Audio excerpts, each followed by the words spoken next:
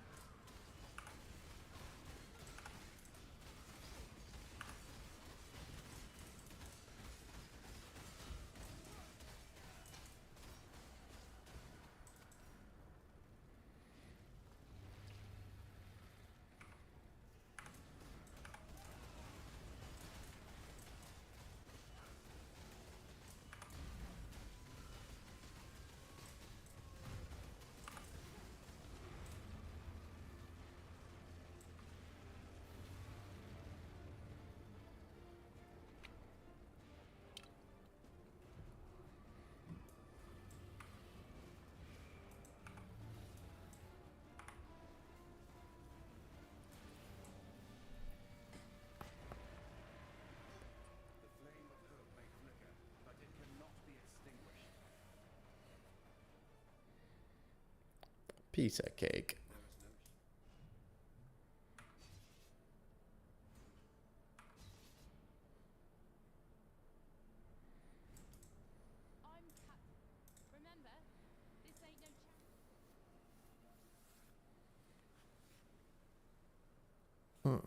Okay.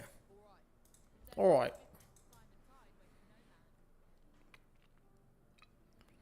Let's go and do this.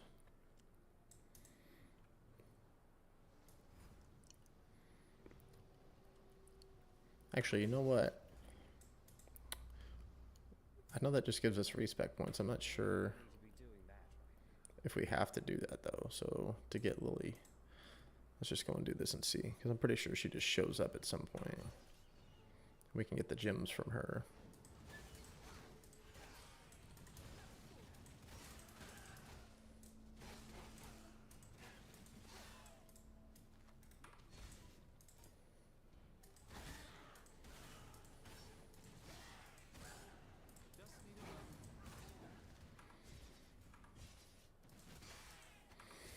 I think I saw Essence back here.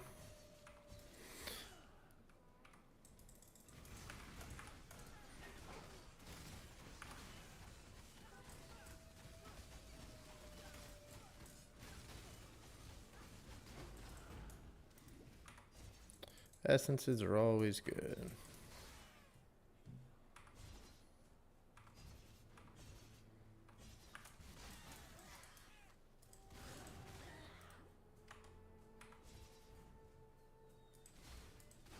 I don't think this is the right way.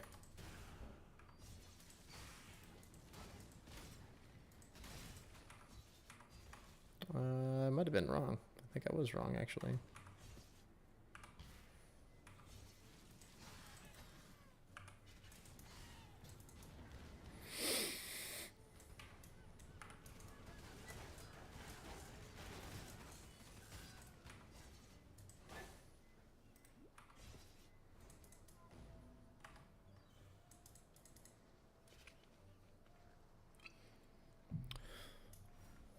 What is going on, everybody? We're just hanging out. We just killed Katava. Probably going to be blasting through the rest of the campaign today. Just doing a little league start testing on some Frostblades before the new league comes out.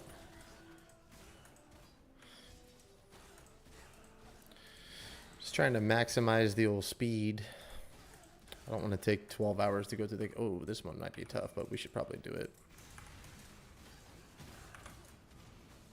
We'll see how rough it is.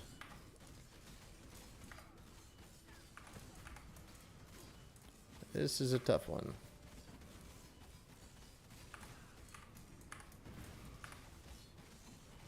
That's actually not too bad. That'll be huge for crafting some upgrades here pretty soon, hopefully.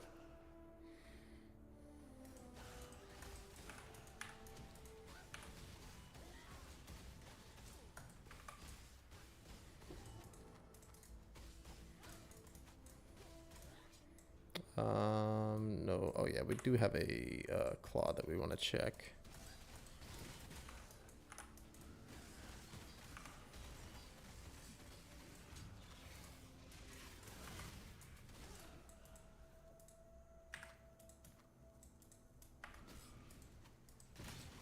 Let's see if that's any good. What do we have on here? Dex and Fizz, Cold, Lightning. Oh, that's actually pretty good. Can we use that? No, we need level 46. Okay. One more level.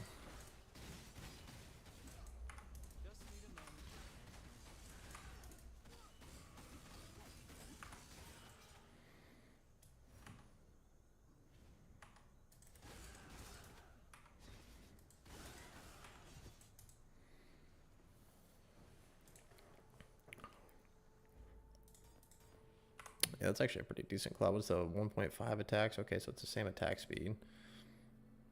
This has Fizz, Cold, and Lightning. This is way better. Yeah, that's going to be a huge damage increase. We're just going to need a blue socket on it, unfortunately, for Ellie weakness, but we can make that happen.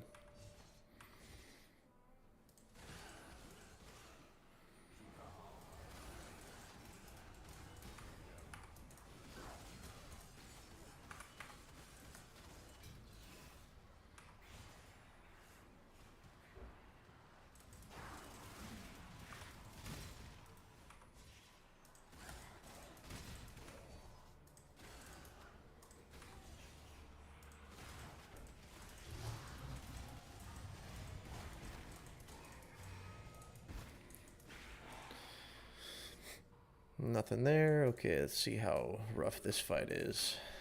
Oops.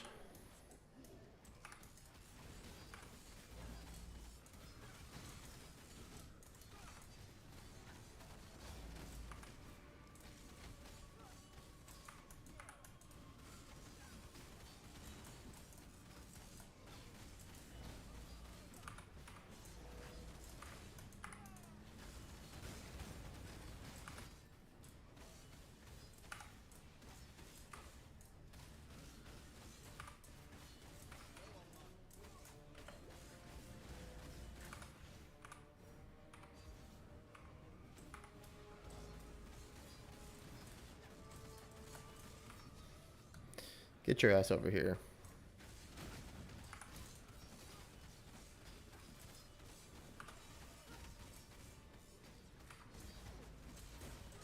Not too bad.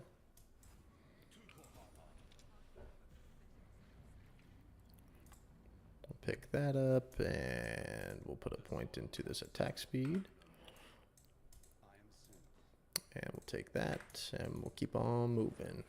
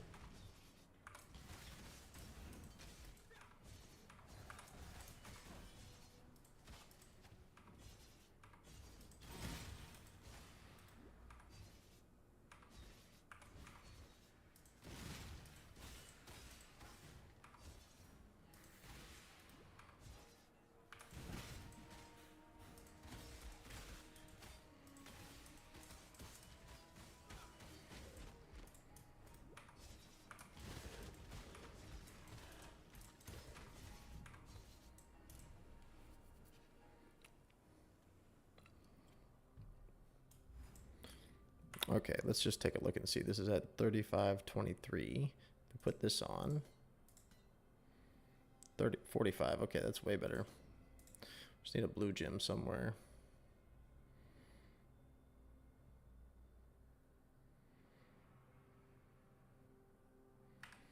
Honestly, LA weakness isn't that big a deal. We're fine without it.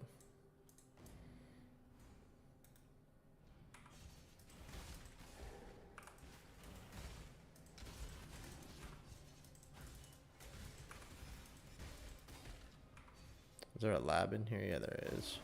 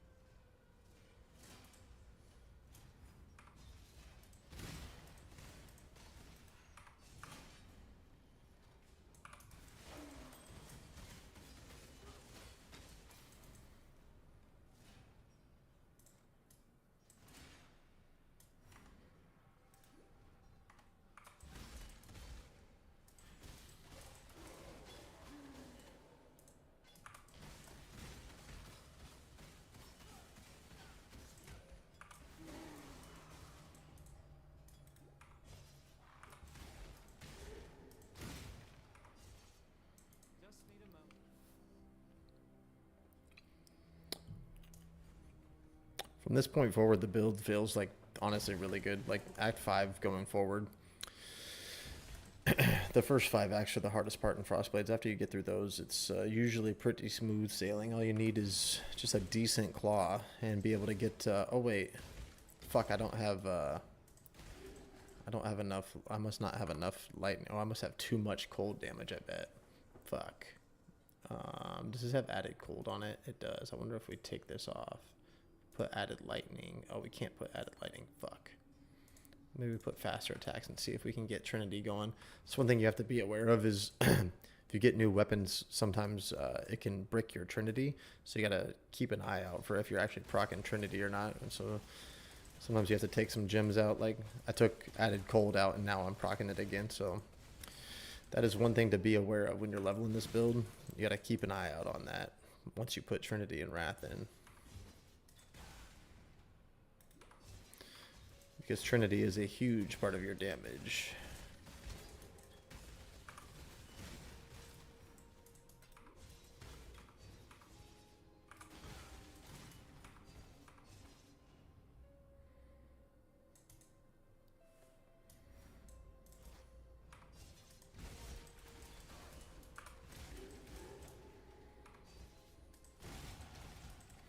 Now we go for some more attack speed here. These next 3 points are huge. It's so much attack speed. It's like 22% attack speed in these next 3 points, which is massive.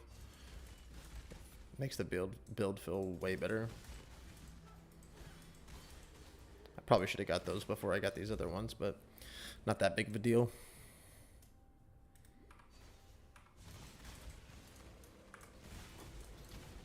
Low regret orb, we'll take that.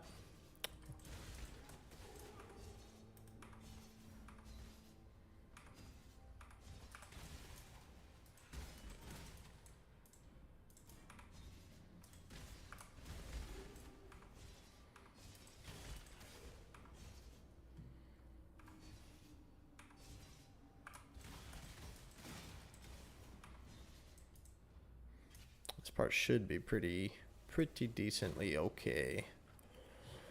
How much damage we have right now.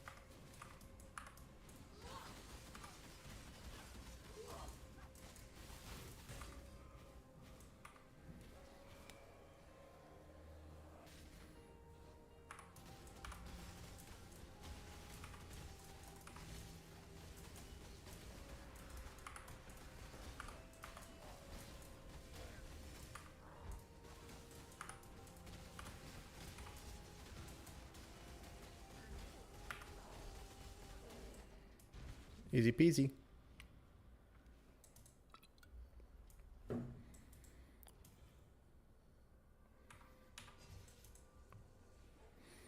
We honestly got pretty lucky with this claw that we just found. It's a pretty solid claw. Fizz, cold, and lightning. Pretty much everything that you want for. And then, oh, it doesn't have any open prefixes or suffixes, but that's okay. That is okay. Ideally, you'd want to craft attack speed on there if you could, but ain't the end of the world if you don't get it.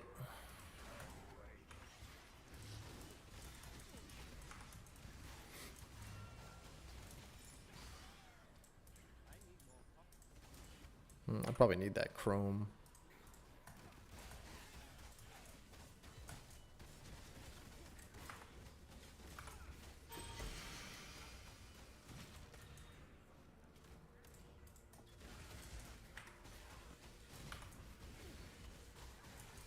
Too much good stuff here. What is this? We don't is that Alberons? Yeah, we don't need Alberons. Those are actually pretty good too, but fuck it. Whatever, let's just do this. Shackled boots, evasion energy shield base. We're not gonna use that anymore. Let's just take those.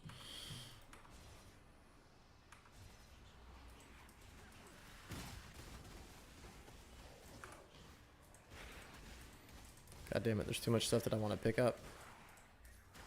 Let's just get rid of this for now.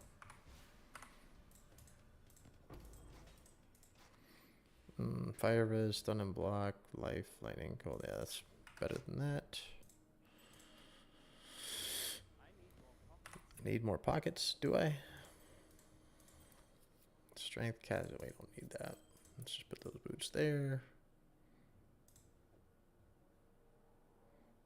We're not ever going to use that prismatic ring shit. Okay, let's go. Where are we at? Where are we at?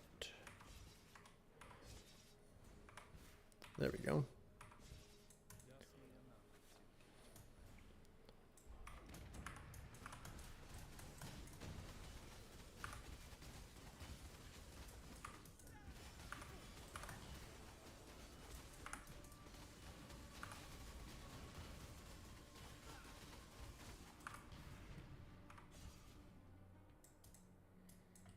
See if we can get some frenzy charges in here.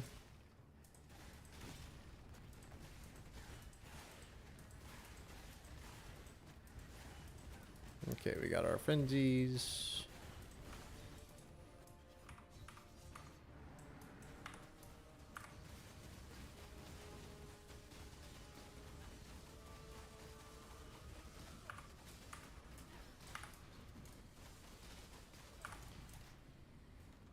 Ain't no thing, baby girl.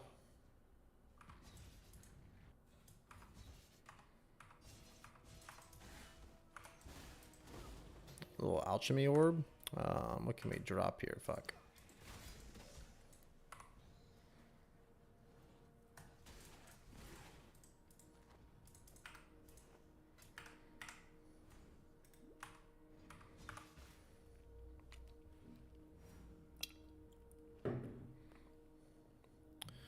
All right, let's keep it moving.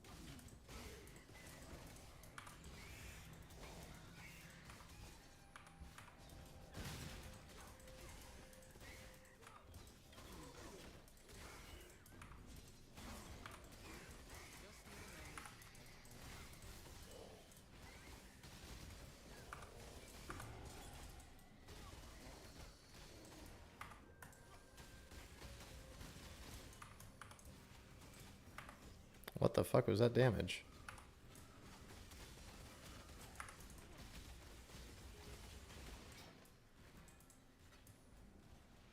It's a 5-link axe. Wow.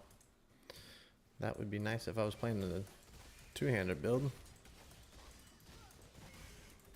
Okay, let's go this way.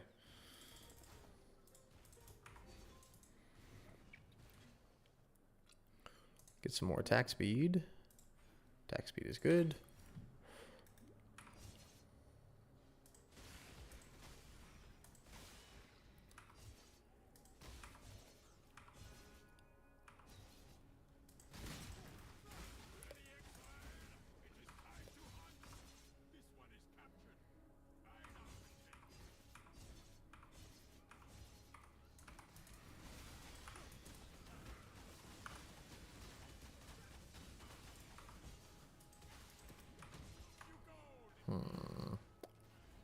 Must be over this way somewhere.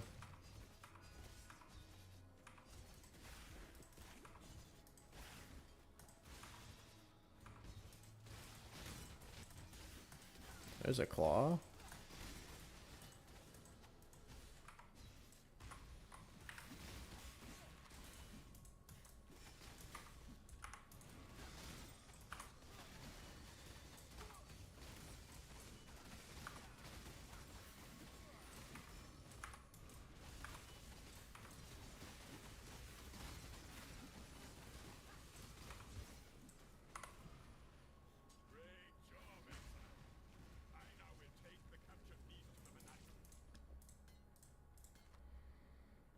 No.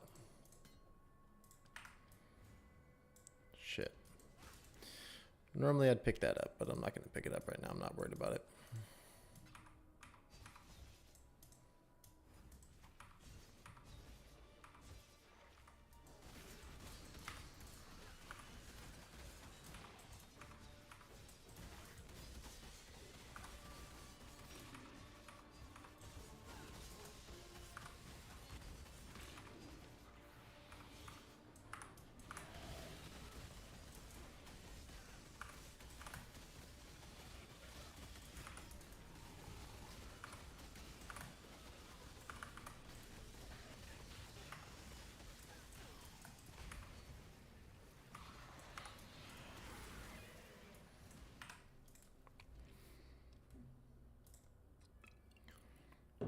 Okay, let's we're gonna have to sell some stuff first. Good work.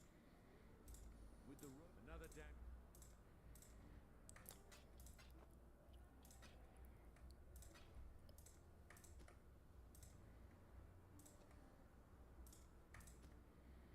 Stay sharp out there.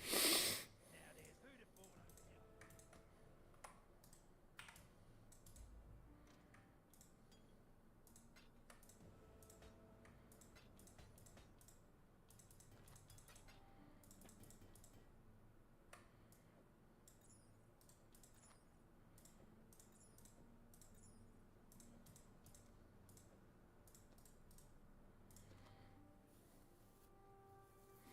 That's not bad.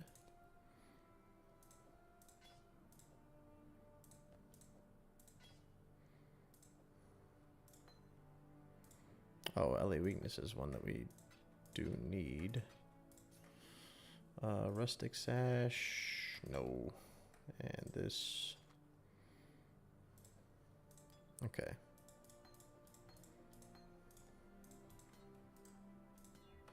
That'll do it. That goes there. Cool. Now,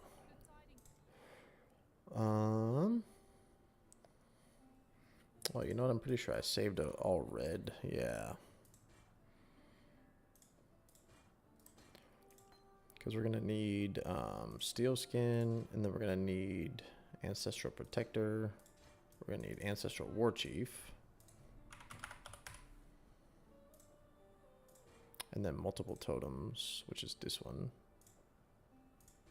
Oh, we should probably make this rare. What sort of essences do we have? Let's just put some life on it, eh? That's sick.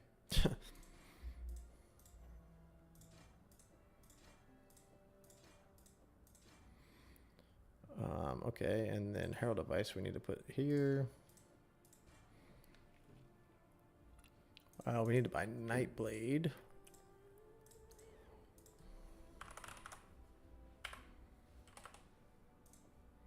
Put that there. Do we have any other blues? We don't, huh?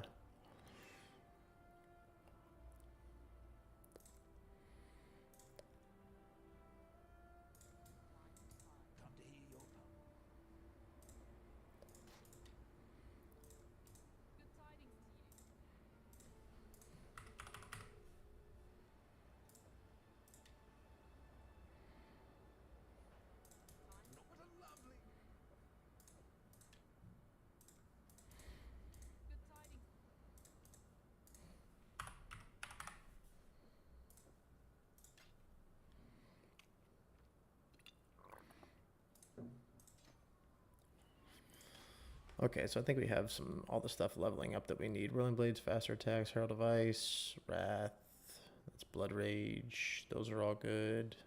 Nightblade we do need, LA Weakness. And then over here we have Assassin's Mark. Is there any other blue gems that we're going to need? Oh, Bone Chill.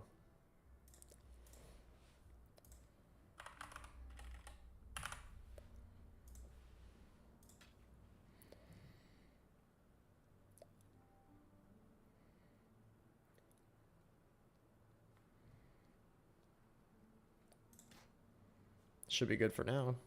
That we can get rid of.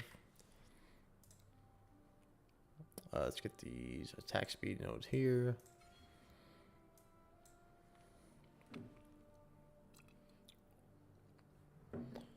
And then let's see where we're supposed to go now. We could go and get these points. That's actually pretty good.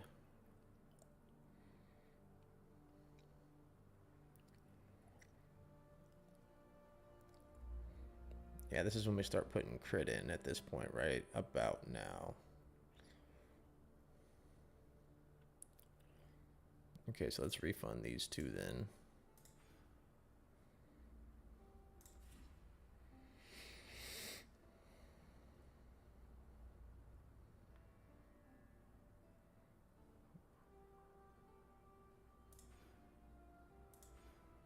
I'll start putting these crit nodes in here. That sounds good. Okay.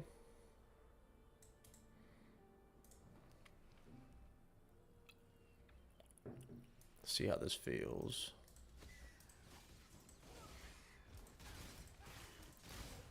Oh yeah, we're absolutely zooming. Oh wait, do we have steel skin in here somewhere? Yeah, there we go.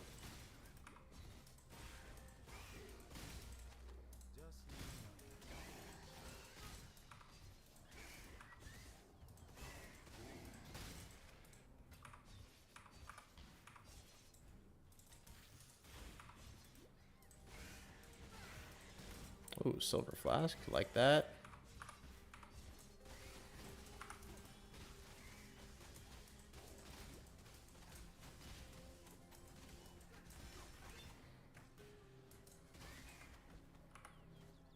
Oh, okay, we need to fix some of this shit too. Okay, so let's put Herald of Ice here. Actually, that's a lie.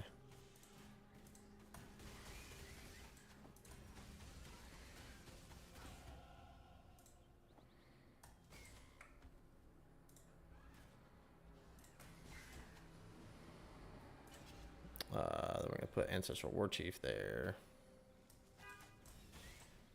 And then this is gonna be LA Weakness. Okay, cool.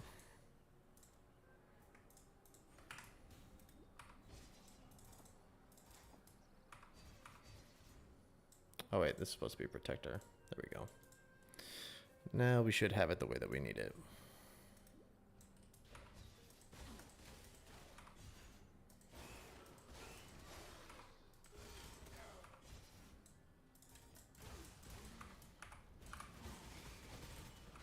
Yeah, damn, it feels really good once you hit this spot. Once you get a little bit of crit going.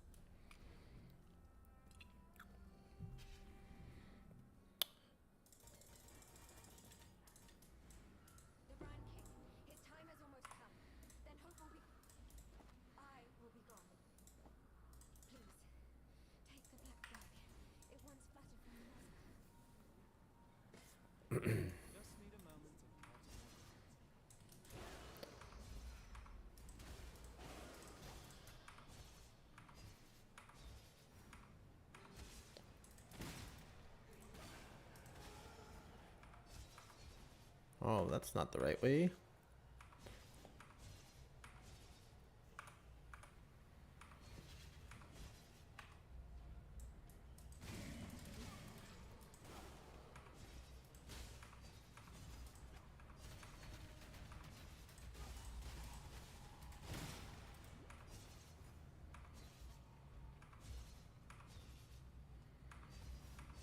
Get me out of here. What the fuck?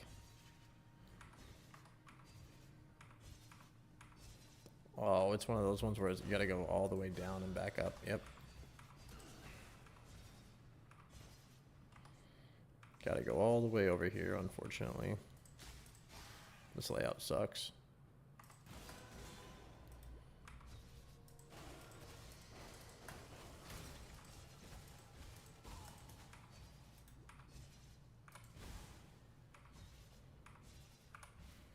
Not too bad.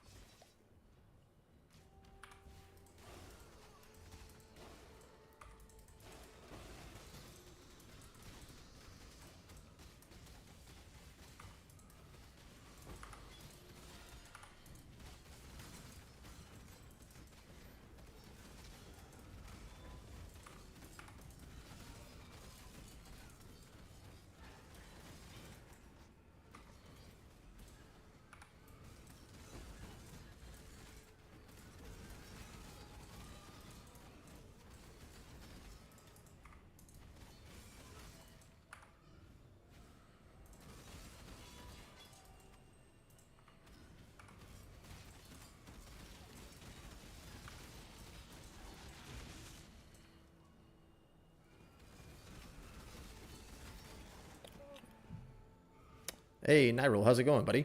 How you doing?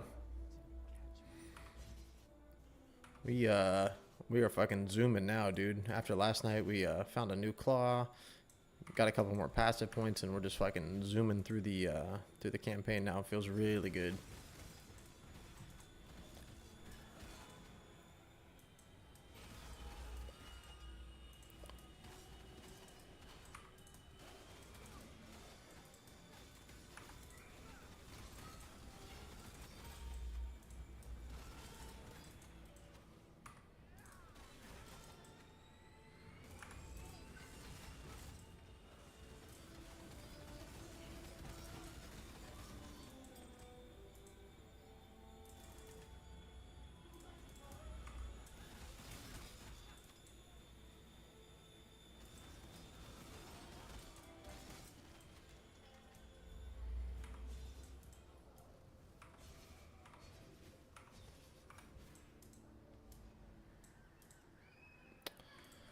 Got that crit node. We're going for crit now, so get a couple more crit nodes. We'll switch over to Assassin's Mark on hit, which will be really good too for single target. Yeah, this is, I was just, like right when I started the stream, I found this one with, it's got flat fizz, flat cold, flat lightning. Really good. Ideally, it'd be sick if it had an open suffix. We could craft some attack speed on there, but it's still, in terms of like, you know, leveling through the campaign, this thing is like probably going to take me all the way through the rest of the campaign, I would imagine.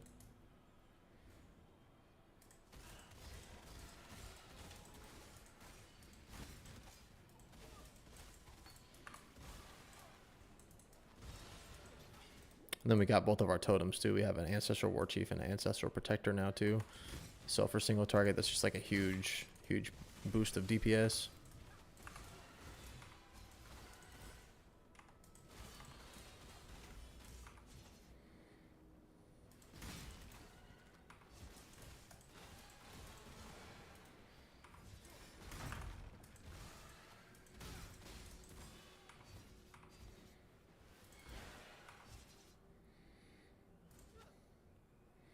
Yeah, and so that's one thing that you have to be aware of. And I was actually I ran into that problem when I first had it. So this faster attacks gem that I had in here was actually an added cold damage support, and I wasn't proccing Trinity.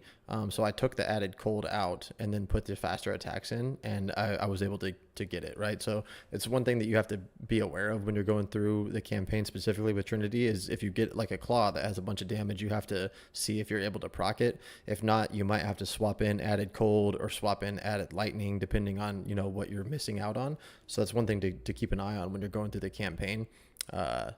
A lot of people will mess that up, and, you know, they'll have a claw that's proccing Trinity and think like, oh, it's sick, and then they get a new one and they don't think to look, and then, you know, you realize later that you're not proccing it and you're missing out on a shit ton of damage. So that's why it's nice to keep an added cold gem in your inventory and an added lightning gem in your inventory, and also keep some different combinations of like 4 colors. That way, if you need to swap in added cold or added lightning or whatever, you can do that without like bricking your build pretty much.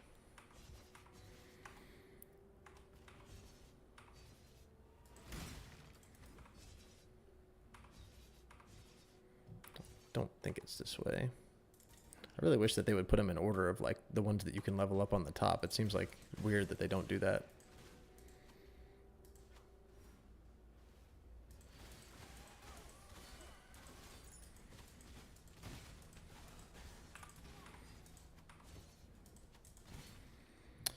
Yeah, so the way that Trinity works is like you have to do that. The highest damage of any hit has to rotate between 2 elements, right? So like, let's say, you know, because there's roll ranges, right? And so like for this, for example, right? So it has 678 to 1276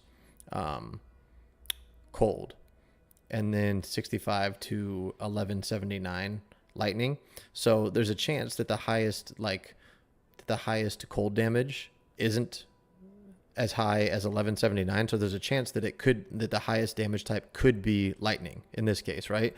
But if your lightning damage is 25 to, let's say, anything under than 678, then there's no chance that lightning damage is ever going to be the highest, right? Because even if it hits the highest, cold is still going to be higher. So you have to have a chance, just a chance, that lightning damage could be the highest one. And that way, one hit could be cold, like the highest hit could be cold, and then you're going to get resonance of lightning and fire, right? And then when the highest hit rolls and it hits lightning, then you're going to get resonance of cold and fire, and then you'll have all 3 of them. So there just needs to be a chance that you can have swapping between 2. You don't need 3, right? So all you need is just the highest damage type to be between 2 different elements. There you go. You got it. Yes, sir.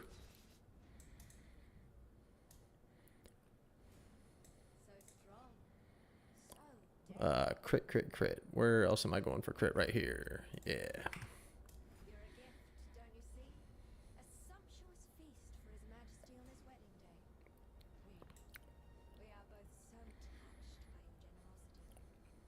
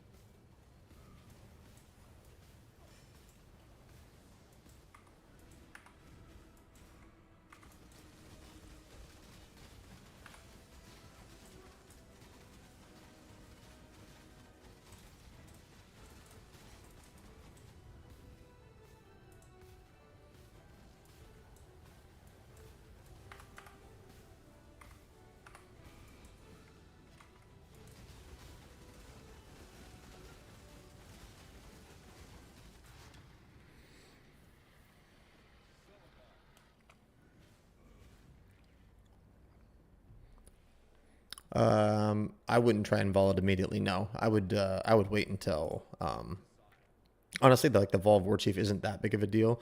You can just use regular War Chief until you get into like maps and people are selling, a Vol War Chief or like a Chaos or something like that, and do it. There's other things that you want to vol that are better. Like you want to get a 2120 Frostblades, you want to get a 2120, all these other things. So you can like if you have a bunch of orbs sitting around, it's not a problem. But I don't worry about it until I get into like later maps. Honestly, regular War Chief will be fine.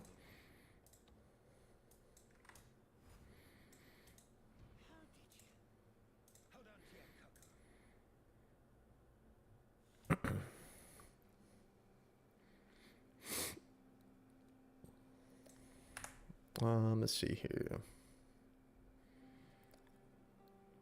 This just has life and fire res on it. We could probably get a better chess piece. Let's see. Green, red, blue. That would actually be better. This one would be the one that we would be looking for here. Let's see if we can, because then we can actually get rid of faster attacks and put in LE damage with attacks, which is more damage. What did I do with LA damage with attacks? Is it in here somewhere? Yeah, it's right here. So ideally we'd want Frostblades, Ruthless, Trinity, LA damage with attacks, green, red, blue. Okay, let's see if we can get a good...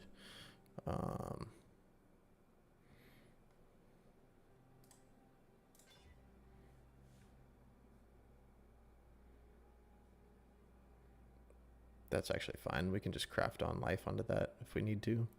What's our resistances at? Okay, so we're going to get rid of that. We're going to put Trinity, Frostblades, LE damage with attacks, and Ruthless there. Put Whirling Blades, faster attacks there. Do I have 2 faster attacks? Oh, I do. That's level 12, and that's level 13. Okay, so this is going to go in here. That's going to go in there. We'll check this and see. What is that? Life, fire res, move speed.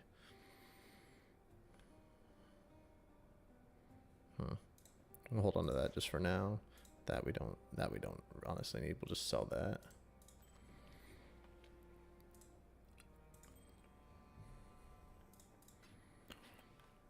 Any other gyms that we need to be leveling up in here? I don't think so. Let's take a look. Oh, multi-strike. We should level up multi-strike.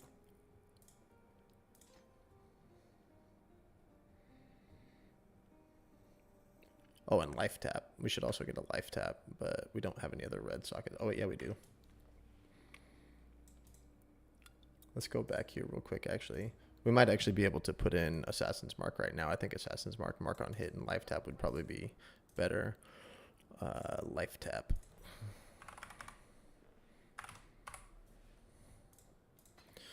And then we're going to go here. We need Assassin's Mark, mark on hit. It might need life tap, but I'm not sure. Wrath, Blood Rage. What is the one? Oh, LE Weakness is the one. And then Nightblade we can put over here for now. And let's just see if we can link these two.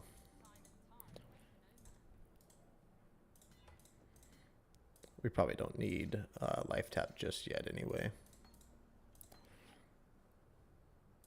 But we will level it up. Okay, that should be good now. Whirling Blades, faster attacks, multi-strike. Multi-strike doesn't support that, so that's good. I think we're chilling. We just need a little bit of fire res.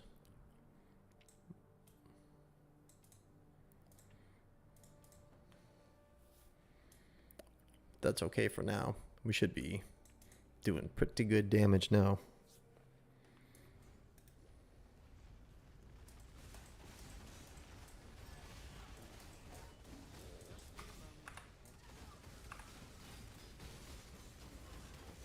Yeah, that's pretty solid. What's the priority on support gyms while we're still in 4 to 5 link? So pretty much on a 4 link, what I just did is what you'd be looking for. So this is the 4 link that you want. You want Ellie damage with attacks, Frost Blades, Trinity, and Ruthless. This is while you're leveling anyway. Once you get to a point where you're using Hatred, then that switches. But yeah, so once you can get a setup where you can proc Trinity, then Trinity becomes like your best one up until you get basically like act like 9 or 10, maybe even into maps where you can use Grace, Hatred, and Precision. So if you're still early on, this is the setup you want to be going right here. And then once you hit a 5 link, then you'd want to add Nightblade in there.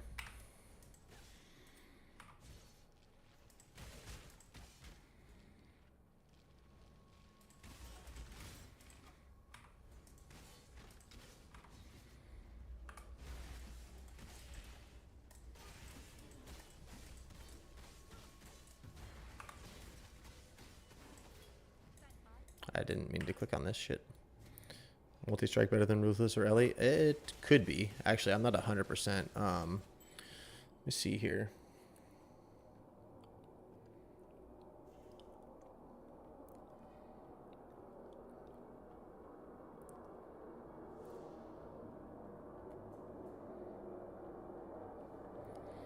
I actually think you might be right, dude.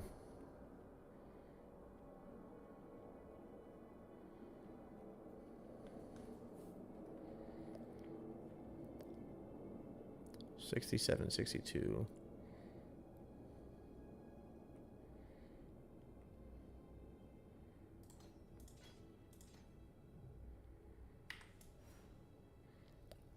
I just swapped multi-strike and then to see if it probably feels better, honestly.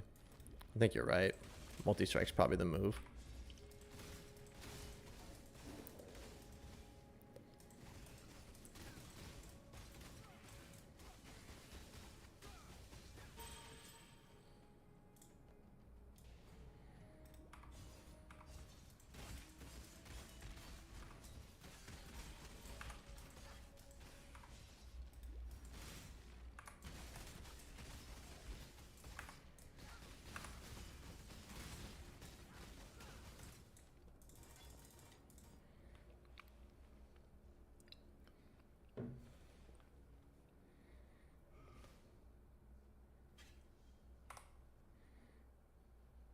Yeah, I think you're right.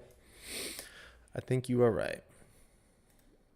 Nightblade, you don't want to put on there until so ideally what we're gonna get is this wheel here, and then you get increased the crit multi for elusive by Nightblade, and so you don't take this until you actually get Nightblade. So once you get this, then you put skill supported by Nightblade have the increased effect of elusive, and then you take this dagger wheel, which is kind of counterintuitive because you're not using a dagger, but the crit multi that you get by Nightblade is actually just huge. So this is something that you get later on, but you want to make sure that your crit's high enough. Yep, there you go. You got it, my man.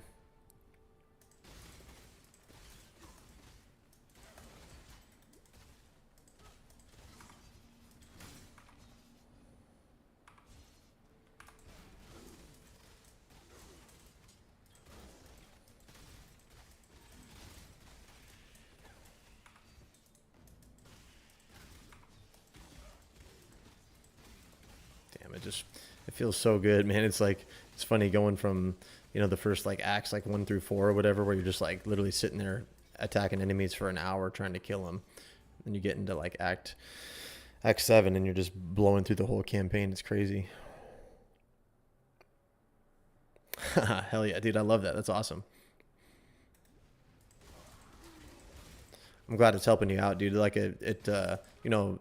I feel like I know a decent amount about the build now, but in no way am I like an expert, but I'm getting there. That's the plan anyway. I think after this league, I'll finally be able to consider myself like a fucking Frostblades guru, just because I've played it for 4 leagues now. Getting to the point where I haven't made any stupid mistakes. Trying not to make any stupid mistakes anyway.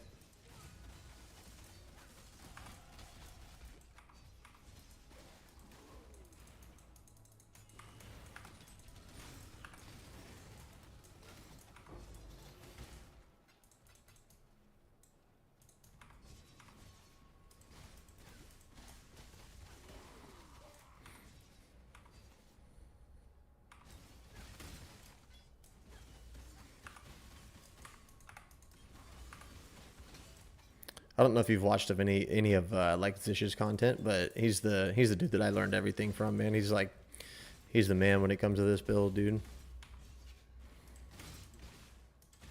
I was able to get into the guild that he was in last league. He's actually talking about doing.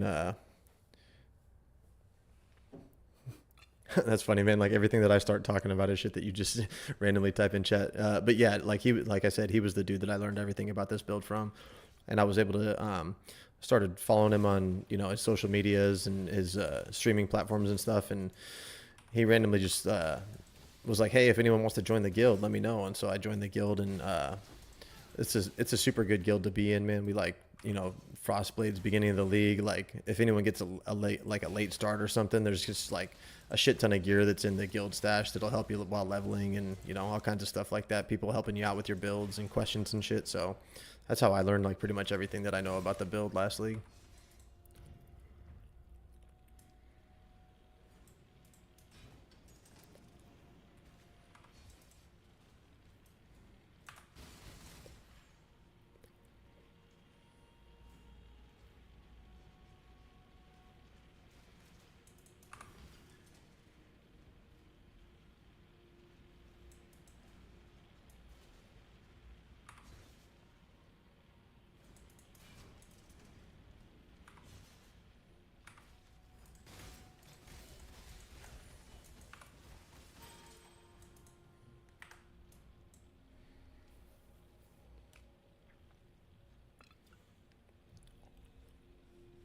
Okay, yeah, he I think last league when he played solo self found, well, he played solo self found in the gauntlet, which I mean gauntlet is solo self found, I guess, but he did like a bone shatter juggernaut, and then he went back and played solo self found and did the same build again too. So oh, I don't even have, do I not have Herald of Ice on? What the hell is wrong with me?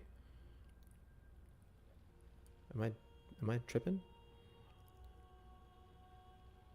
What happened to my Herald of Ice? I must have moved it somewhere.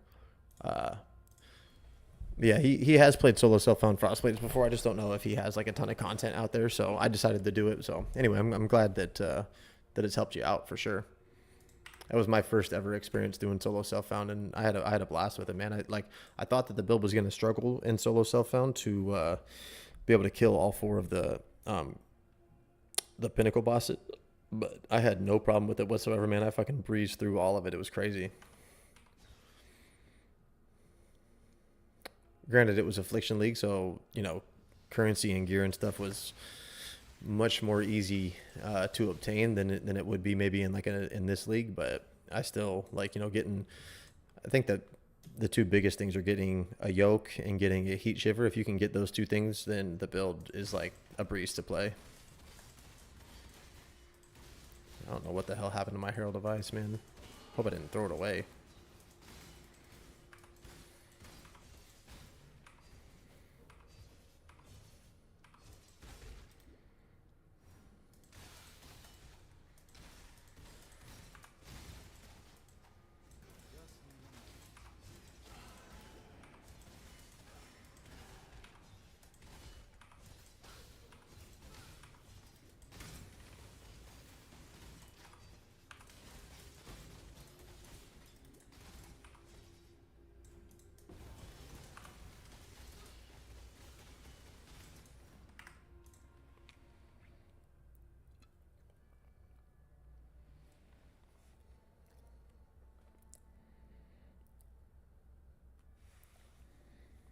Oh hell yeah, that's dope. You know what's funny, man, is I've been playing this game a long time, and I honestly wasn't sure how you made it taming.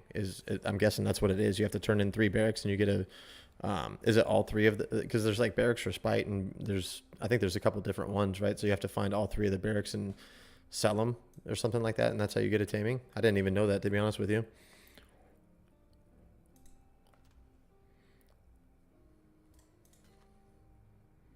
Damn.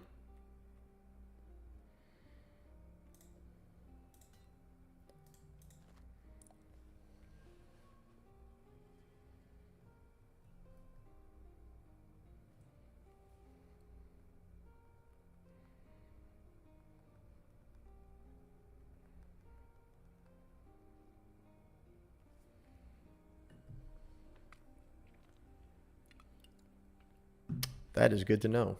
I need to make sure I don't vendor my fucking barracks anymore then. Suppressed, life, fire res. We'll hold on to those. That we can sell. Let's take a look at this real quick. That's not very good. And that we can sell too. Okay, let's sell this shit to her.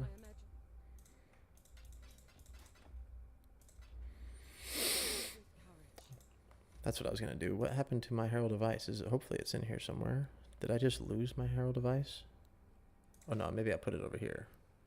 No.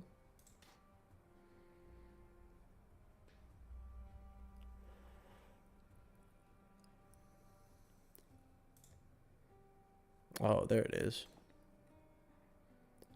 Shit, I need another green socket.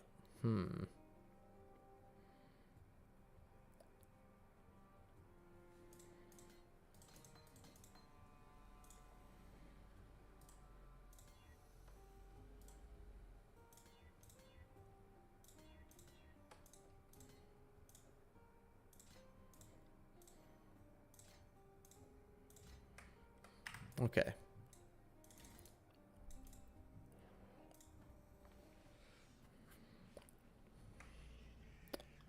We put Herald device on now. Now we should be doing even more damage. Yeah, buddy. Look at those fucking explosions.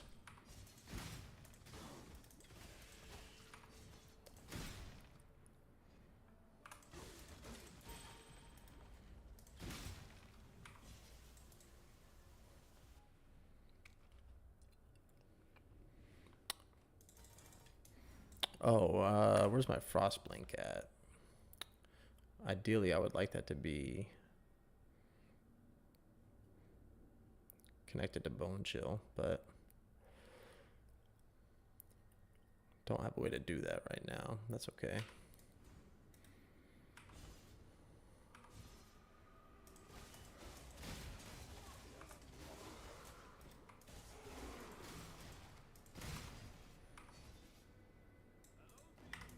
Hello to you.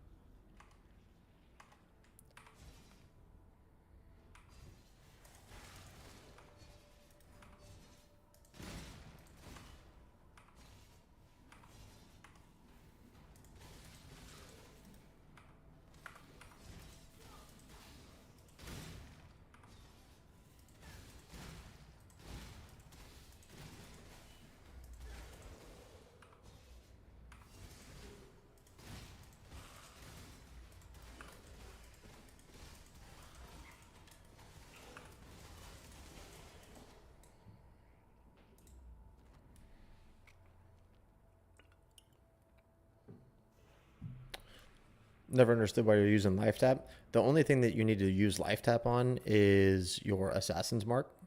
You shouldn't have to use life tap on anything else. It's all very dependent upon how much mana you have, and this is for like more in-game stuff, right? Because you're not going to be using wrath anymore. You're going to be using precision. You're going to be using grace, and you're going to be using hatred, and then you're going to end up with like something like 30 mana, right? And like assassin's mark, if it's triggered, it costs 24 right now. Once you level it up, it costs a little bit more, I think.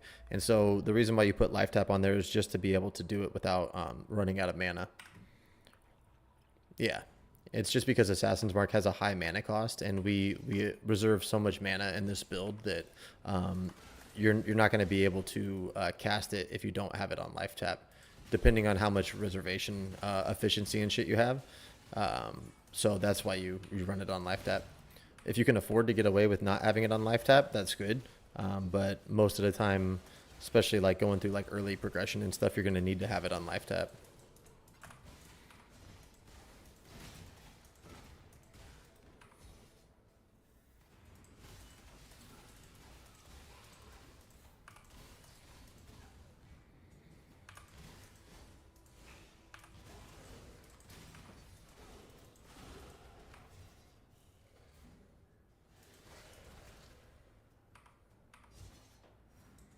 Yeah, and I think Mark on Hit has a, if I'm not mistaken, it has a 200% cost and reservation multiplier. So that means that, you know, Assassin's Mark normally would cost 24, but I think that if you have it linked to that, that's what, yeah, see, that's the problem, right? So this has a 200% mana reservation or multiplier. So normally Assassin's Mark would cost 24 mana, but since it has that on there, it costs 48. So that's a huge jump, right? So that's why you can't use it most of the time. But for me, like right now, I'm able to use it because I have that much mana available.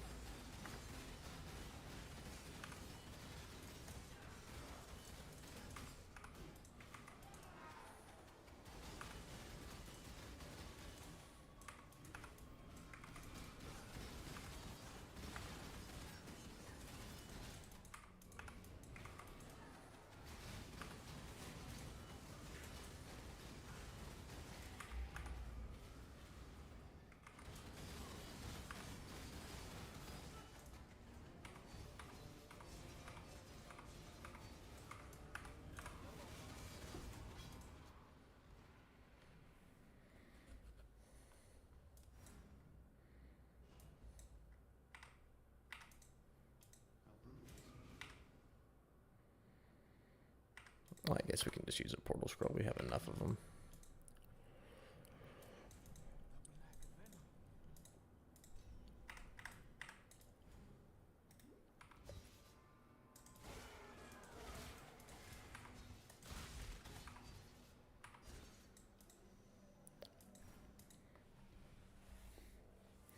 Are you going to be playing SSF when this new league comes out? Or are you going to be playing Trade League?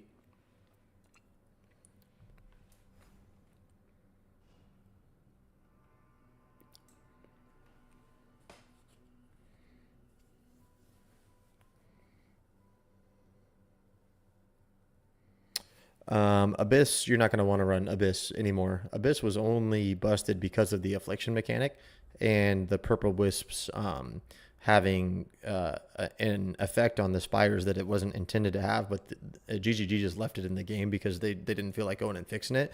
But Abyss is not going to be anywhere near as busted this league as it was last league. So just take all the points out of Abyss and put them into Scarabs, and you'll probably be fine. That's what I would do anyway.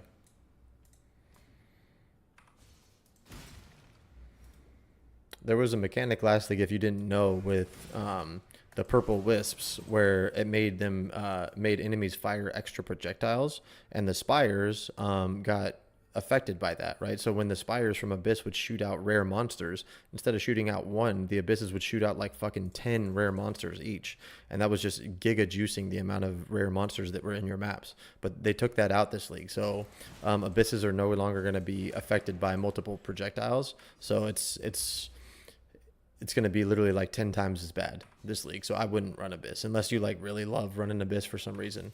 But for me, I've never been a fan of it. I didn't even like doing it last league, honestly. I just did it because it was like you were crazy if you didn't, honestly.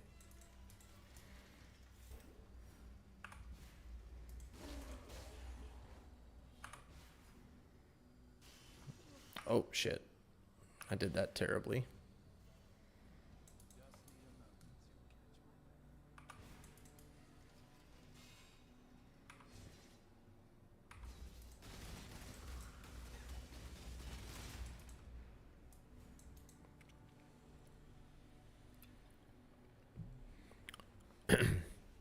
You can definitely still run them for a while. It's like really easy to get a Darkness Enthroned. It's tough to get like a really good rolled one, but you can make a just a regular Stygian vise, or once you just get like a regular Stygian vise, you can use that, craft it up into a certain point, and then slam it with like a I think it's a Redeemer's Exalted Orb, and guarantee that you get increased cold damage on the prefix, and that's a really good belt to have in place of a Darkness Enthroned.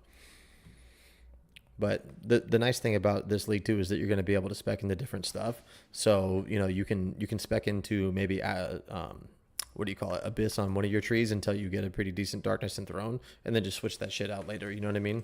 Because I've just never been a fan of having to follow the spires around, and I just like to just blast through maps, and having to like follow a spire, especially when it goes backwards and takes you 10 minutes to follow it. It always pissed me off, but I did it for the juice last league for sure.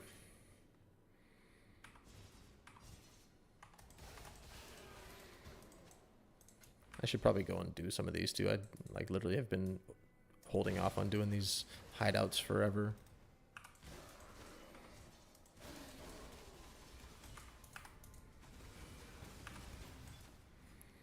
Expedition locker decoration, interesting.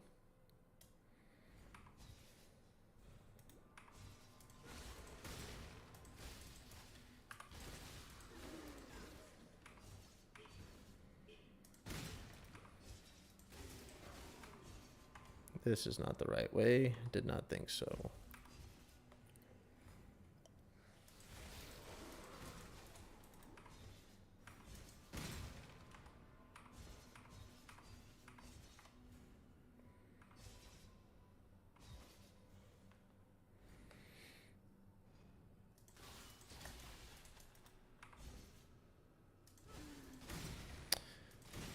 Yep, that was the first thing I did, man. I just rushed Legion and ran as many of them as I needed. Luckily for me, again, that was like the Lethal Pride and the Yoke for me were like two very lucky things that I had happen in SSF. I got them. I think I only had to run 3 like 5-way Legions in order to get a Lethal Pride. I don't know what the odds are, but it felt pretty lucky to get one. And the one that I got was actually somewhat decent. But honestly, it doesn't matter. Like in SSF environment, getting any Lethal Pride will be good. It's just so much strength. It's so hard to pass that up. You just have to sacrifice so much on your gear before you have it to get strength on your suffixes and stuff that it just frees up so much stuff for the build. You don't have to put strength on everything.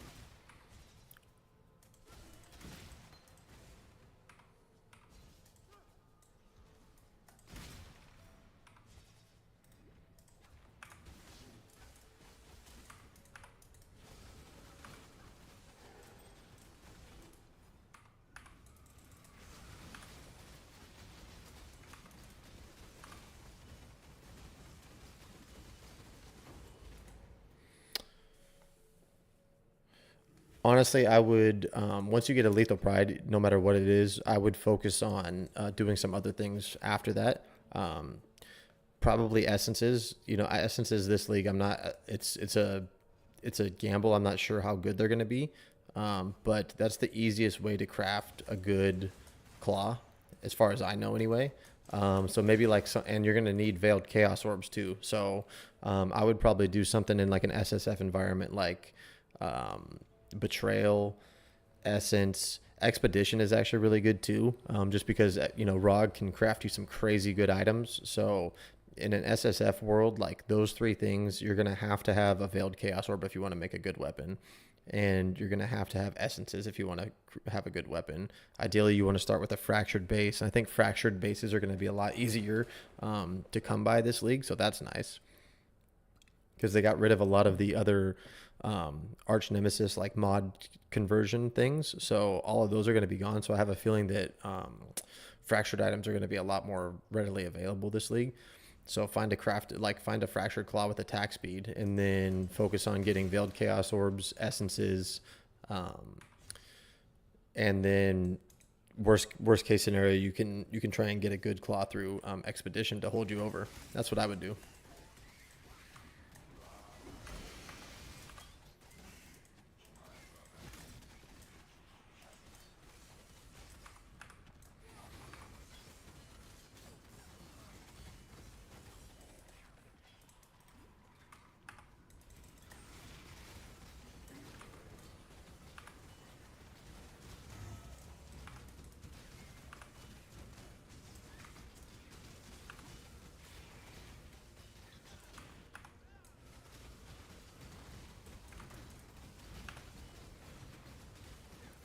Fucking cycling extra cold, cycling damage reduction. what a pain in the ass this mod is.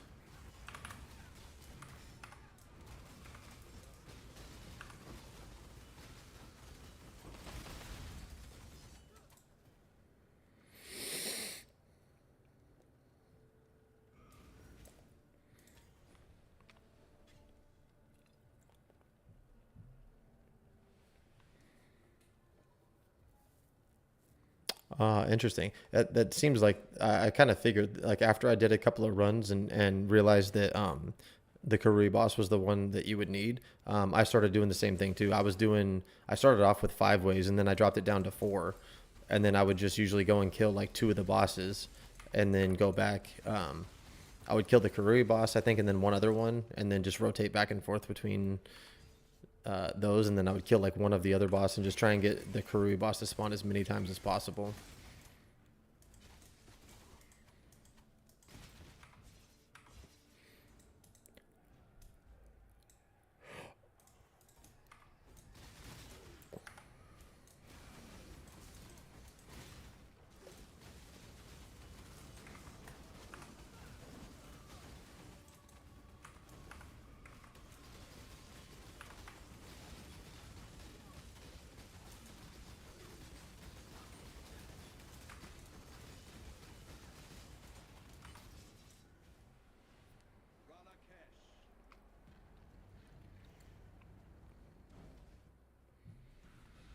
Turn away the tyrant's face, and kingdom end without a trace.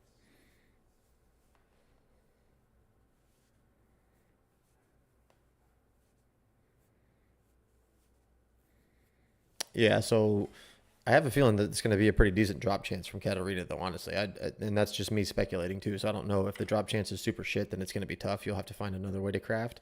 A multi-modded claw is good, too. You can get through the entire game with a multi-modded claw without using that. But a Veiled Chaos Orb or a Veiled Orb is still going to be the way to go. You're just going to want to get your prefixes in order first. So you would want a... what do you call it? You would want a fractured attack speed Imperial Claw, and then you roll essences with hatred essences to get the cold damage, and then you're either looking for flat fizz or increased fizz, right? And then, oh wait, how would you do it then? Huh. Now I'm thinking about this because it removes a mod.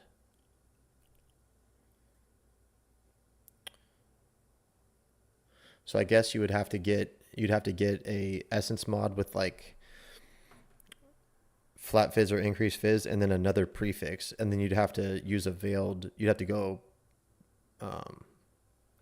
Wait, no. Yeah, and then you would just hit it. You would just have to hit the item with it at that point, because there's no. I'm not sure. I've never used one of those before where it removes one, and so that's going to be an interesting. I'm sure there's a way to do it, but I actually, off the top of my head, don't know exactly what the best way to go about crafting the claw this season would be.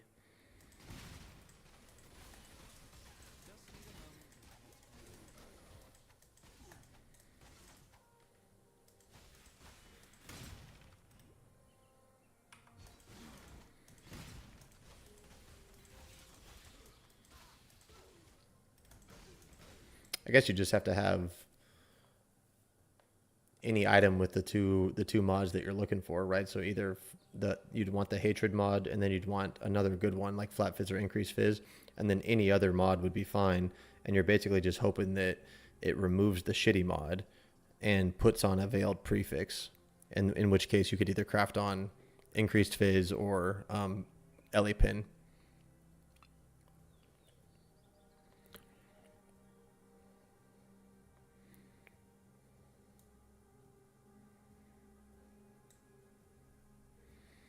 YOLO and Numenor plus multi-mod. Yeah. That's what I was saying too. Like a multi-modded claw is like good enough to get you through the entire game, honestly. The only thing you're going to want one of those like in-game claws for is if you're doing like Ubers and shit like that. But you can definitely kill all 4 of the pinnacle bosses with a multi-modded claw. I know because I did it.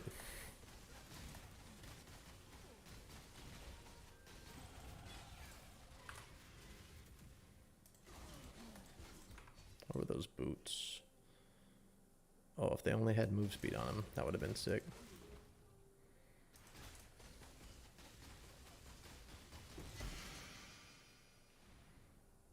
Some gloves. Gloves are always good.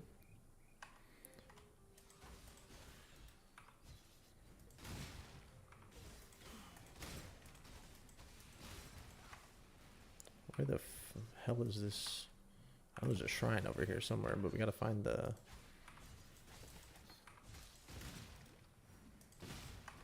Did we go the wrong... Oh, wait, here. No, wait, that's not it. Okay, we must have just ran completely by that.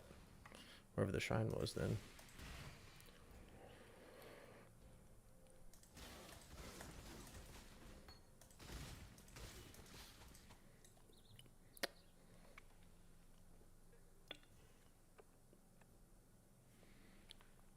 Yeah, the Putrid Cloister's a pain in the ass, man. I ended up specking into like pretty much every Kirok mission that you could possibly do on my tree. I wasn't running a whole lot of content at first, and so I ended up just respecking and putting like everything to give me Kirok missions, and I was able to get it on like day 6 maybe or something like that. But it does take a while. That's one thing that I wish that they would make the map progression a little bit easier for SSF, but you know, it is what it is.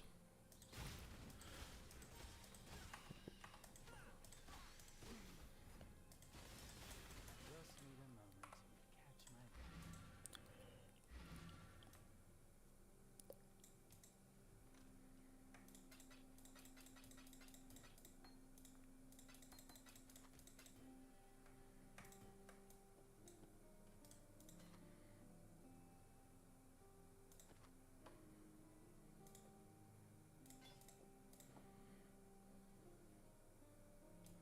One less twist. Yes, there's an F.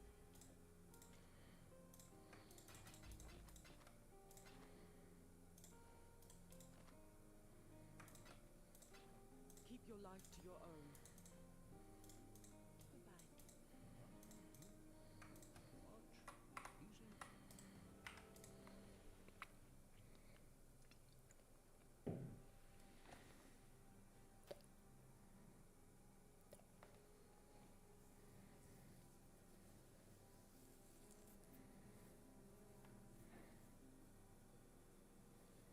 Yeah, I would just re-roll them until I ran out of Kirok missions, honestly. Like if I didn't have the map already done and I would scroll through all, you know, you want to make it to where you have missions in white maps, yellow maps, and red maps. And then that way you can scroll through 3 because like the inventory is different in some of them, and that's what actually happened for me. I ended up finding the Putrid Cloister in like my yellow map tier 1, even though I was running red maps.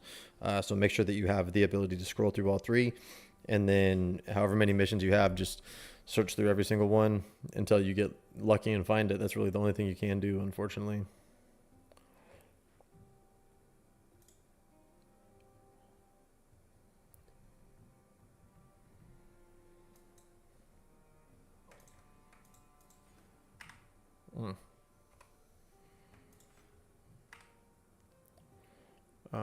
Okay, I think we're good. Yep.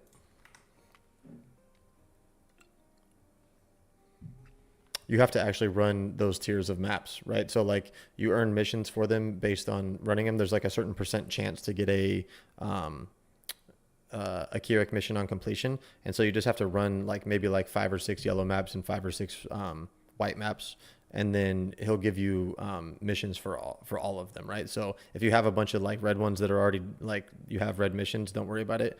Just run a couple until you can actually scroll through and get white ones, and then obviously you don't want to select those ones unless you actually need a map in there.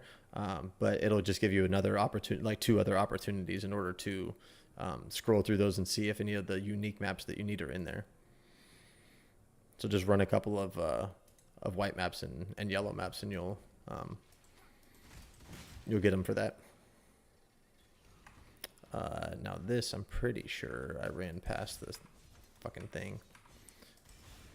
I almost always go down here and check, and I didn't check this time like a dummy. And this is where it's going to be. Yep. Just need a moment to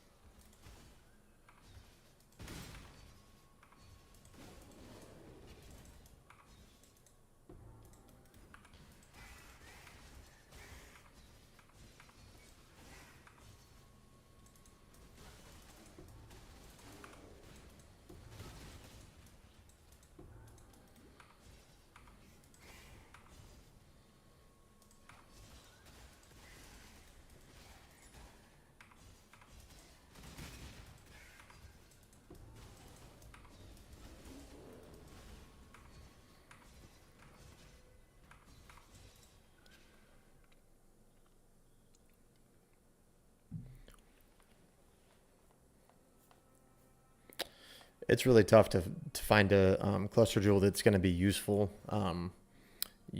If you find like, because it needs to be a certain item level. I want to say it's like item level 84, if I'm not mistaken. I think it's 84. It's either 83 or 84, but it would need to be, even if you find one that has like 8 passives, it would be worth it. I mean, in an ideal world, you want like an eye level 84, 12 passive cold damage, but in SSF, like you're probably never going to find one of those. And crafting one is a pain in the ass too. So if you find one that is able to roll increased effect, 35% increased effect, not 25, it needs to be 35% increased effect, then it might be worth it. Anything that has like, it's a cold damage base that has a high enough item level to where you can roll 35 effect, then it would be worth it. But if you don't ever find one of those, it's not worth it. It's just better to take the passive points on the tree.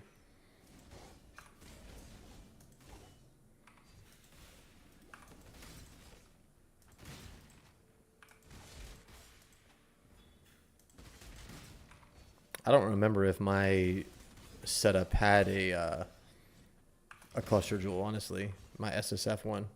I know you said you were looking at it, so you probably know, but I don't remember off the top of my head if I was able to find one or not.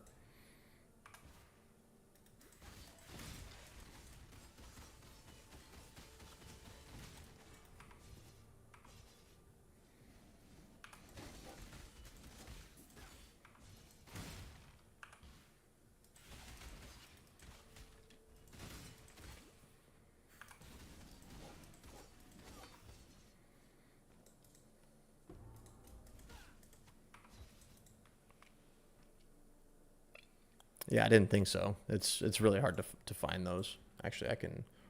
Um,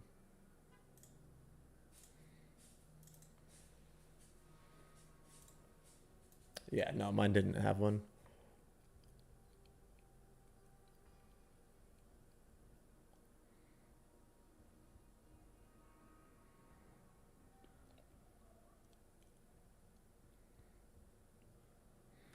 Yeah, Delirium's tough, dude. If you don't have like a really really strong character, like Delirium will just fucking get you killed. I like it because again, it's one of those ones where you just run through it and you don't you don't have to stop and think. You know, you literally just run through the map and kill it. But it does add a bunch of like clutter to the screen and shit too. So it's definitely not for everybody.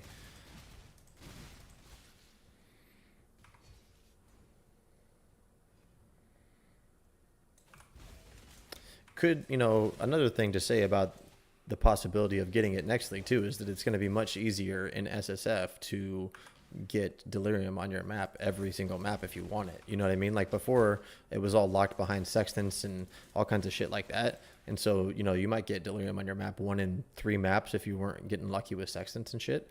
But now, being able to have the option of having delirium on every single map that you run might make the possibility of getting a good cluster jewel a little bit easier. So, like I said, there's going to be a lot of things that are going to need to get tested out in this league. A lot of they changed so much stuff about the game that it's almost like playing a whole new fucking game at this point. So a lot of new strats and things are going to be coming to the forefront for sure. So some of this stuff we're just going to have to wait and see.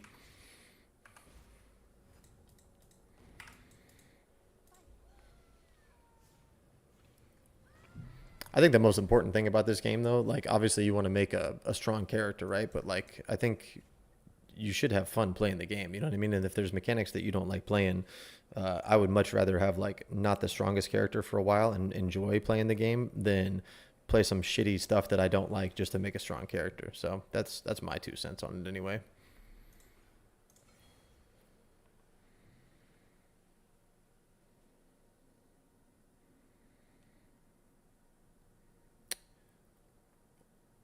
Any other influence bases? No. Everything that you're going to be crafting with the exception, and don't quote me on the Redeemer either. I'm not sure which one it is. I'm pretty sure it's the one, whatever one has the cold look to it. Veritania, I think. Whichever one she is, I'm pretty sure is the one that gives it. But you can look on Craft of Exile for that one. It's just go to Craft of Exile and go to the influence and look for belts and then see which one gives you increased cold damage. But you want to craft, it's just a regular Stygian Vise, no influence. And then you craft it all the way until you have 1 prefix left. And it pretty much guarantees one of 2 mods that you're looking for, I think, that are both helpful for your build. So yeah, Redeemer. Okay, there you go. So, yeah, but other than that, you don't want any influenced mods just because you want Eldritch implicits on all the gear that you can get it on. So the gloves you want Eldritch implicits on, the boot you want Eldritch implicits on. There could be a world. Oh, you know what? The only other thing too is that if you're getting into like super, super late game stuff, if you were ever to look at my non-SSF like Frostblade's guide, you end up slamming a ring with an exalted orb of some kind, but that's like super, super late game stuff. Other than that, you just want regular items.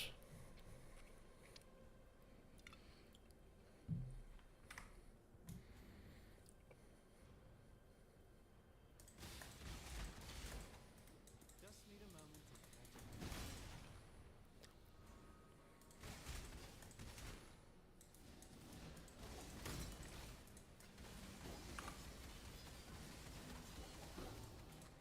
Hey, look at that.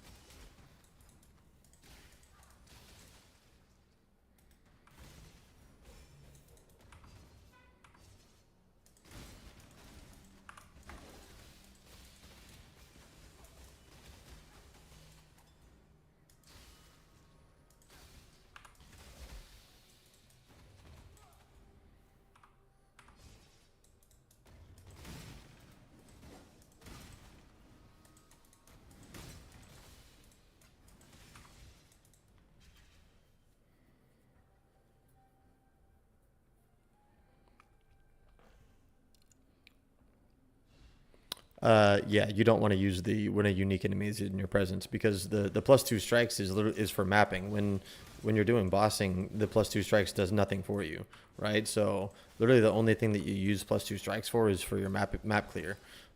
But single target, it actually doesn't do anything for you at all. So when a unique enemy is in your presence, like, it might help you out like with map bosses and stuff if they have ads around them, but it's not worth it. You pretty much just unless you're like super, super into the end game and you have enough currency to where you can try crafting +2 strikes on your gloves, I wouldn't use anything other than just non-vol strike skills target 1 additional enemy. And then you have to take, obviously, this wheel. Like in SSF, you're pretty much, until you get +2 strikes on your gloves, you have to take this one. You just can't drop it for clear, for map clear. It just feels way too good.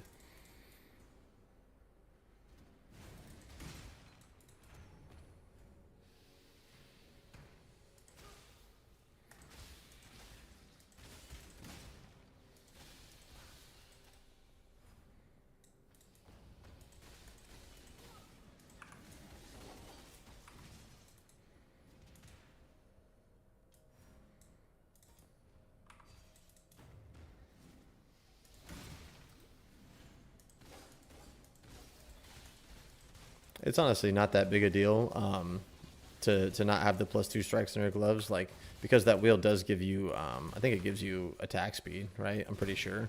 So it's not like those points are useless. So it would suck really bad if, like, you had to put 4 points into something that didn't give you anything, but I'm pretty sure, yeah, it gives you attack speed, right? So they're not wasted points.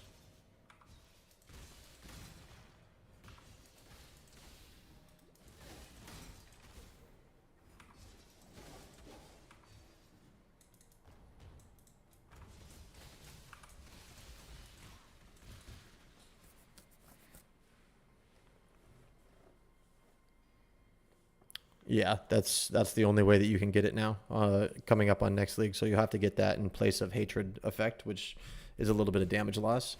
But you have to do it. It's just way too strong in terms of survivability. You just can't forego it.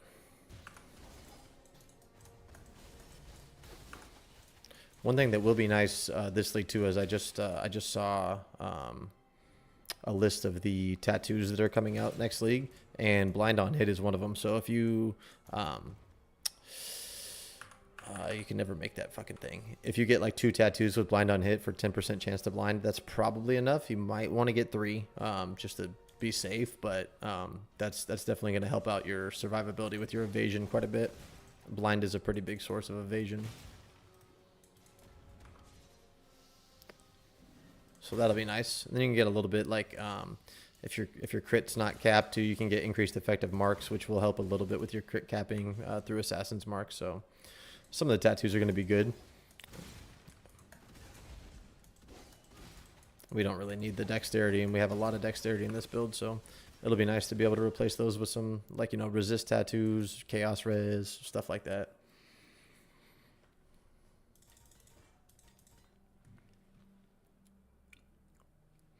That was another thing that the cluster that I had in Trade League last league was really good. I had a 12 passive cluster with 4% chaos res with 35% increased effect. So I ended up getting, what was that, 10 times 5, 50 chaos res from my cluster duel, which was just massive.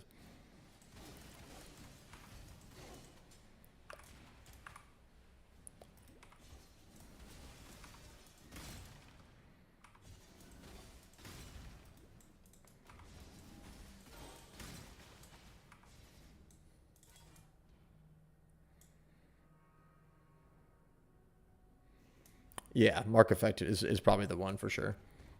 Even though it got nerfed too, I think it used to be 5% Mark Effect, and now it's down to 4, but it'll still probably be the best one.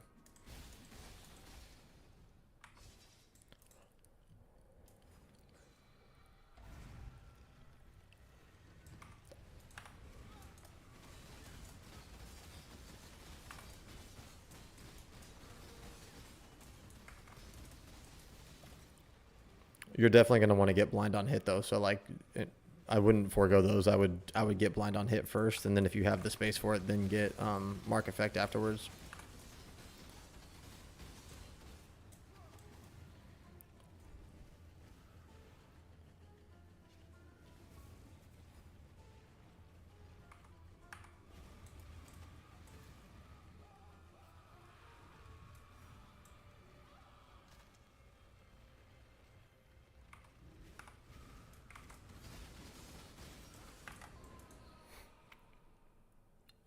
Dude, that was super lucky. That was I got that not even from killing Maven. It was from, I think I was doing Was I doing destructive play? I don't remember what I was doing. No, I did that. I got that in a invitation. It was like a random invitation that I got to drop, and then I killed the bosses and Awaken Ellie damage spawned, and I was like, are you fucking kidding me? I couldn't believe it. So definitely don't bank on that happening. That's crazy lucky. You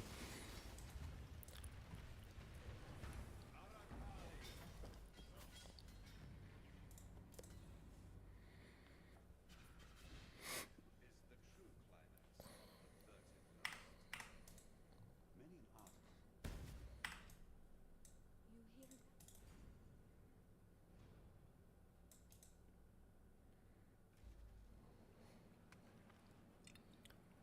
Yeah, I had a pretty good run. I mean, I grinded hard though. You know what I mean? Like I was playing a shit ton. So, you know, obviously the more you play, the more lucky you're gonna get, right? But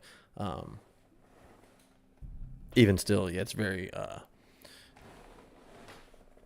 tough to get those. Honestly, any awakened gem is tough to get, man. Like unless you're running, you know, a lot of like destructive play with, you know, Maven drops and shit. Like it's gonna be tough to find awakened gems. So I wouldn't bank on having any of those. But I think awakened cold is much more common than a lot of the other ones. Awakened multi-strike would be fucking massive. That's such a huge damage increase. But I think when I played Trade League, I paid 40 divines for Awakened multi-strike or something like that. It was insane. Crit, fizz, crit. That's a shitty base though. We got here Dex, Life, Lightning Res. This is way better.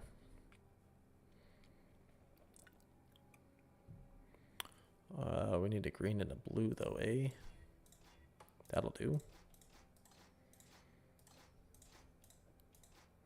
Anything here? Life, cold res. Oh, that's our. Oh, we don't need a 4-link there though, huh? Green, green, red.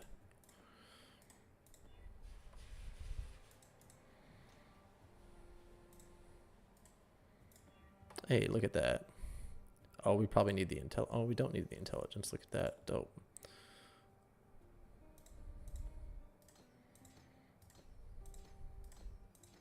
Do these need to be connected? They do. See if we can get lucky. Shit.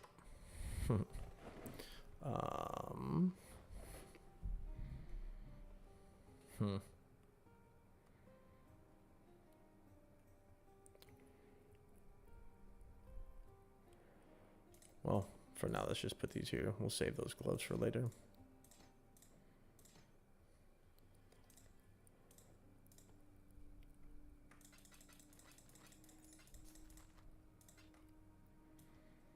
Greetings.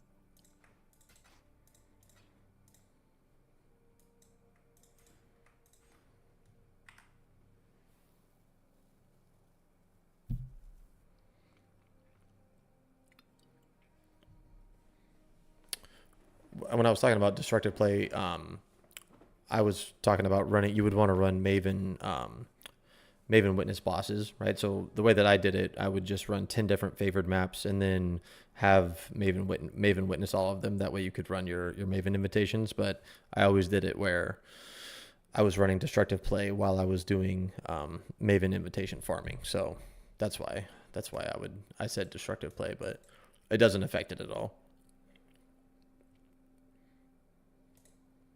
That's just the way that I ran my Maven invitations, or when I farmed Maven, pretty much is what I mean.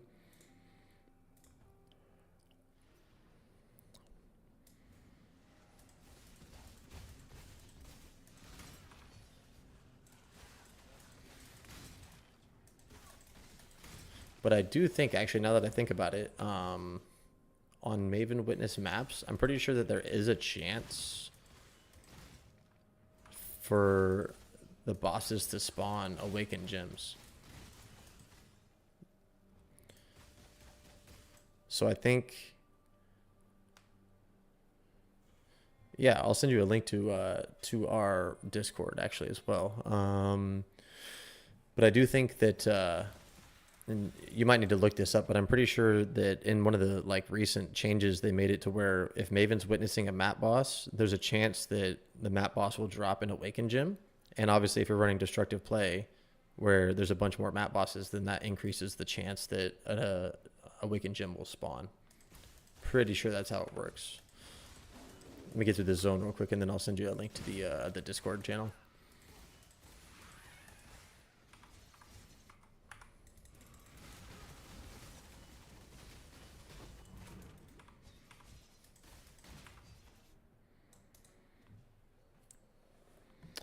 Let me open this up real quick. Let's see here. Boom.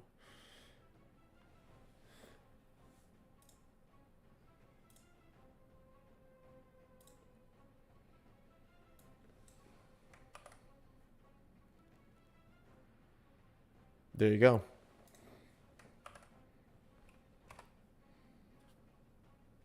And that's a link to the Discord right there for you.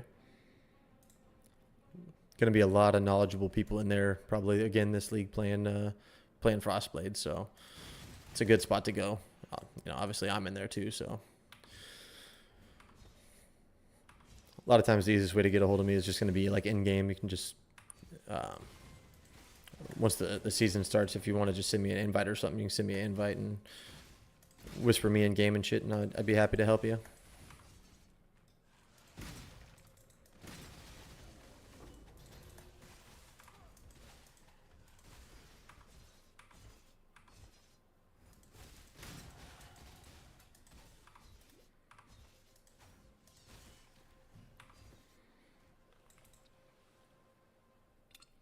Let's see here. What act are we in? This is Act 8, right? What am I doing? Why can't I figure out what's going on? Act 8, yeah. So we got 3 more to go. Let's see how long we've played for. 5-6 hours, basically. It's not too bad. Granted, I've been taking time and fucking around quite a bit, so I bet you I could probably get that down to like 5 hours right now. So maybe we're at like 7 hours to get through the campaign. It's not too bad on a league start situation. Let's get this life now.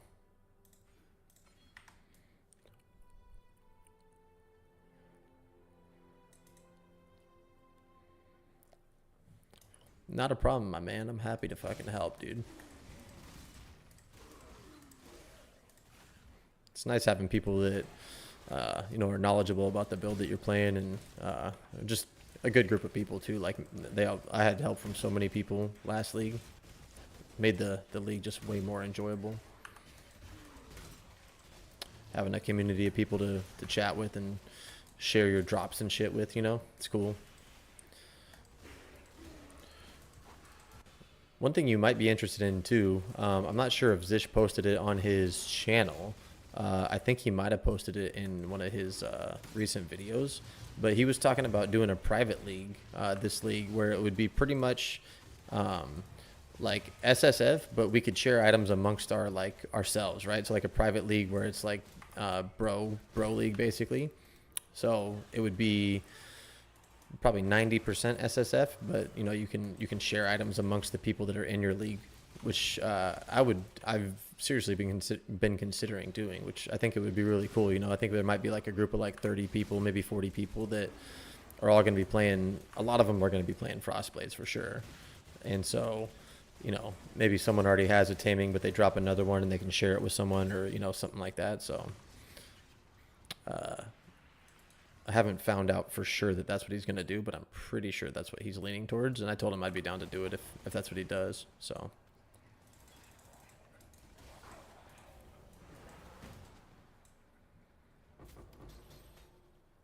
There you go.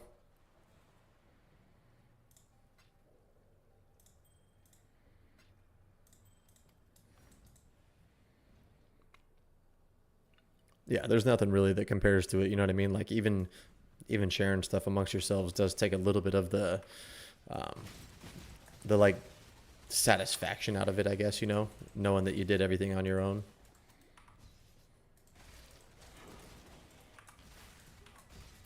I actually really enjoyed it. I kind of went into SSF thinking that I wasn't gonna have a great time because I've never played SSF before, and I'm like, man, I'm gonna have no gear and it's gonna suck, and you know, I'm gonna be struggling to get through like red maps, and it was just like, granted, I did get some lucky drops and shit, but a lot of it just came from the knowledge of me, you know, knowing how to craft items and learning all the shit that I learned in the trade league, that I was able to apply to the SSF, you know, portion of it. So it felt really good, definitely really satisfying.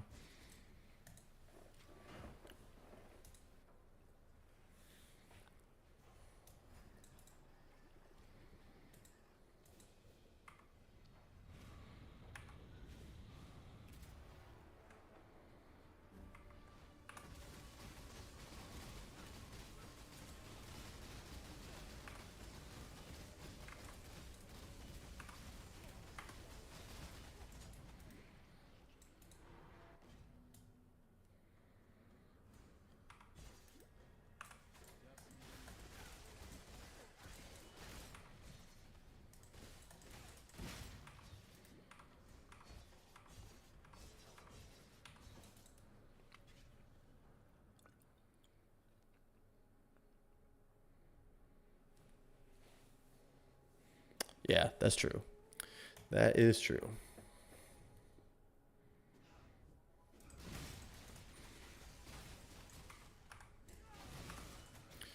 I played in shit. What league was it? It wasn't Affliction. It was whatever the league was before Affliction. I can't remember. It might have been Scourge League or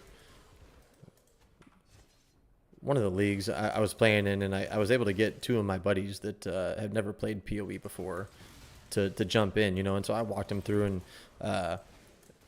kind of gave him the basics, and one of them was just like fucking in love with the game, and so he went like really hard and found himself a Voidborn Reliquary key, and the first fucking key that this dude's opened, he gets a fucking foiled Mage Blood, and I was like, dude, are you serious? I couldn't believe it. So then he oh, maybe it was Sanctum, I think you're right, and so he sold the foiled Mage Blood for like, I think back then it was like almost worth 2 mirrors or something like that is what he sold it for. And so then he just came in the guild stash and just gave everybody like 80 divines a piece or 100 divines a piece or something. And I felt cheated. Like I was able to buy everything that I needed for the build and just like breeze through everything. And I was like, man, like same thing you were saying. It just kind of felt shitty.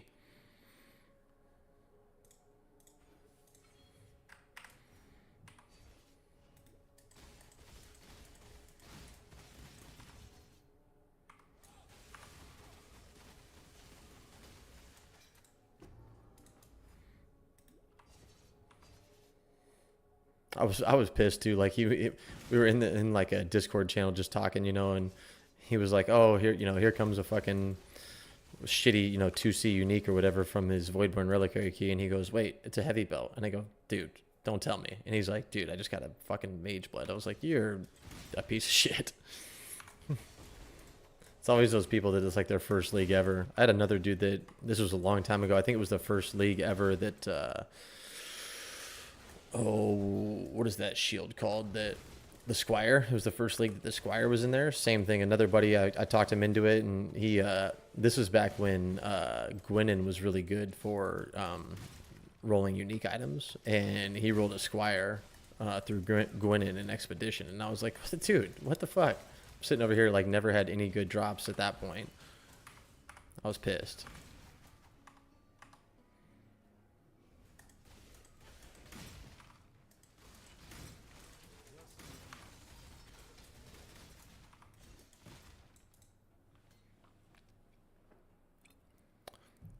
Last league was the first league where I ever had any like super expensive items drop, and I dropped a Mage Blood in a T16 Jungle Valley that was juiced to the fucking tits.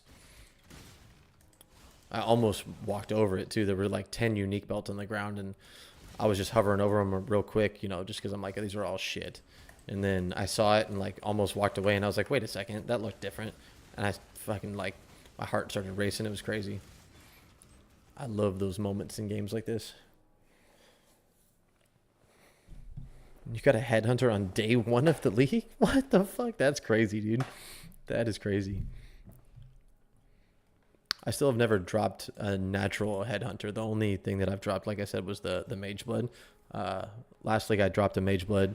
Was thinking about keeping it, but I ended up selling it for like 100. It was like 140 divines or something like that, and then I bought a Headhunter for like 100, I think it was, and then I just jumped straight into T16 Jungle Valley farming, or back into it, because I was dying a lot. I was running T16 Jungle Valley, but like I was getting killed probably like once or twice a map. And then once I got the Headhunter, I just never fucking died again.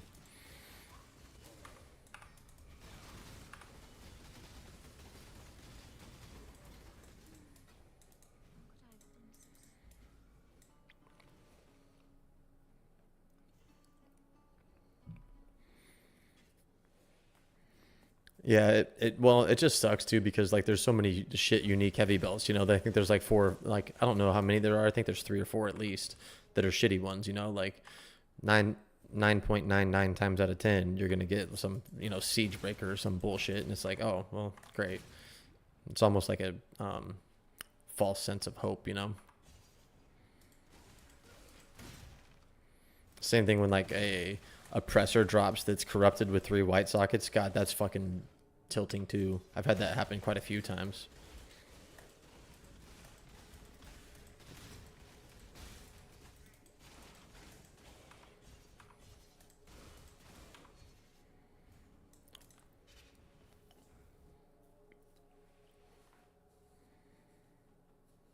You sell items for real money? I don't even know how you would do that. Like that's like one thing I would fucking never do, man. It's like, you know, I've been playing this game for a long time, and I've spent probably a really stupid amount of money just on microtransactions and shit over the years, and stash tabs and shit like that. But it's because I really like the game, and it's a free game, so I have no problem giving money to the guys that created this game, because I fucking love it. But I'm never gonna pay real money for being able to have strong items in the game. I just think that that's a fucking cop out. You want to talk about not feeling like you earned it? Yeah, just okay. I'm just gonna pay real money for it. That's lame.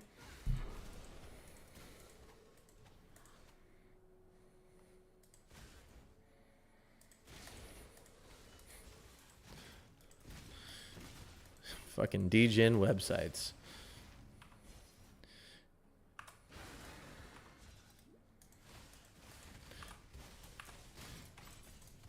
Fucking degens from upcountry.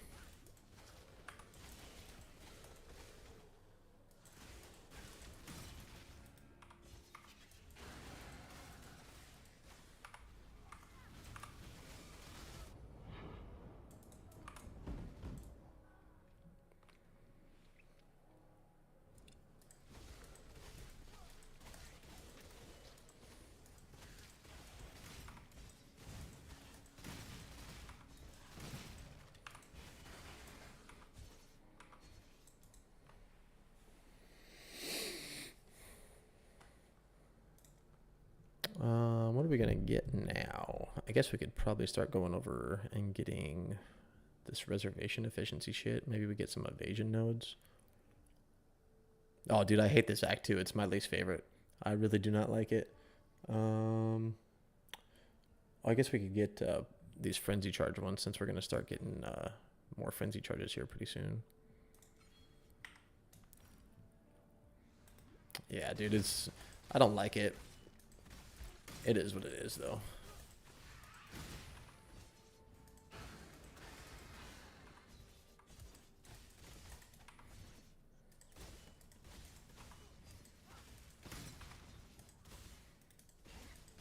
I've learned the layouts in the campaign pretty fucking well at this point, though. So like, I mean, like some of these like the area where you got to go. I can't even remember where it is. Solaris Temple or whatever. That one can be a fucking nightmare if you don't know where you're going. It's easy to get lost in there. I've gotten pretty good about going through there.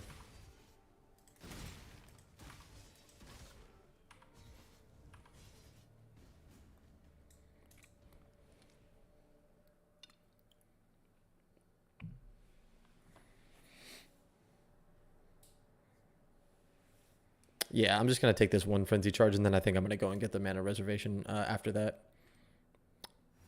Doesn't really matter. I'm not going to be running Grace, I don't think, anytime super soon.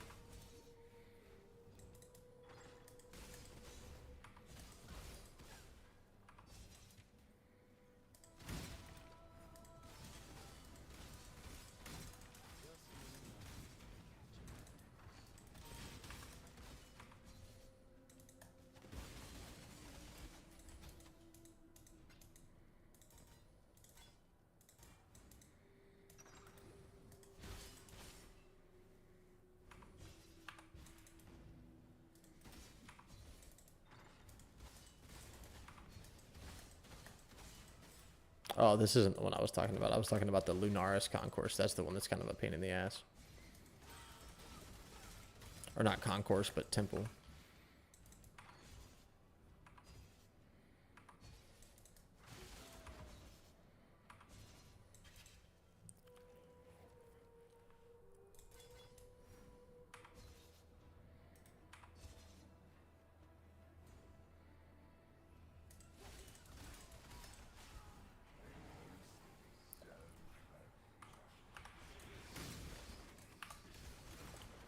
Hey, it's your least favorite mechanic and your least favorite fucking zone. Look at that.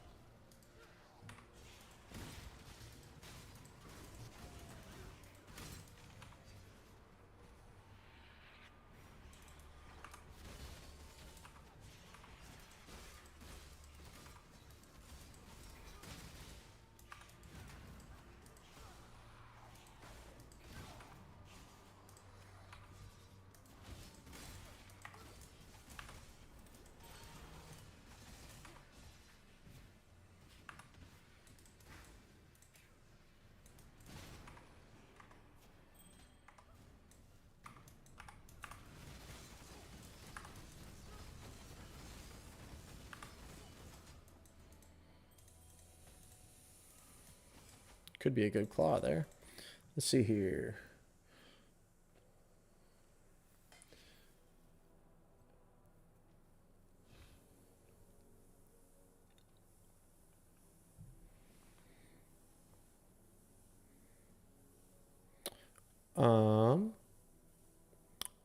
I probably only mentioned that because I needed red embers to get my glove craft. I think that's really the only reason I was using Exarch, because Eater is better most of the time.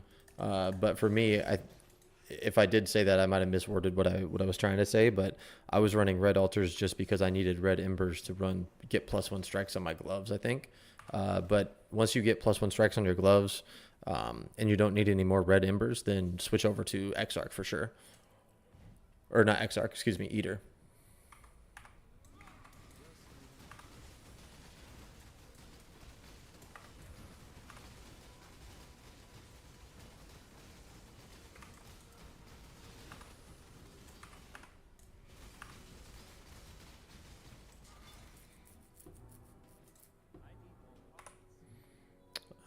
Let's check this. Cold damage, no. Those are okay. Ooh, cold attack speed, 17 to 33. This would be better. Yep. And it's got the right colors too. That's sick. Okay. So let's take the Sun Orb there. Let's go here.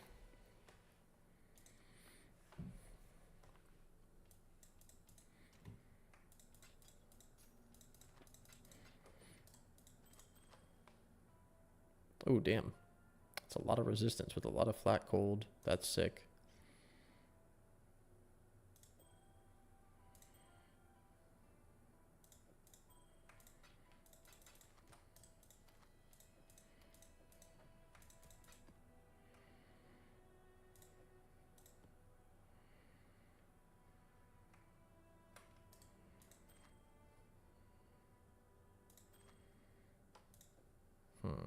That we'll hold on to as well. That we're going to sell. that we're gonna hold on to. Let's check this real quick.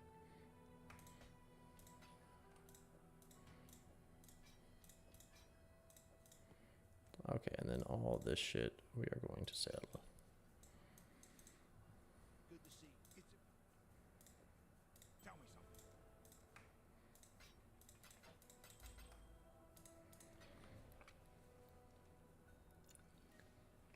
something. Yeah, right. So that's what I was saying. Once you get all the ones that you need, then you switch over. But it does take a while to get all of those. It's not easy to roll them. So that's why I would suggest running the red ones for a while, because those Pierce is actually really good too. So it's, you know, kind of up to you on what order you want to do it in. But I think the +1 strikes and the brittle are very important. Good to see you. Okay, so we're gonna get one more frenzy charge here, and then we're gonna go over here and we'll get this charisma wheel. Let's craft these items real quick. Actually, I think we can put lightning damage on here now, and this will be a significant increase. Lightning.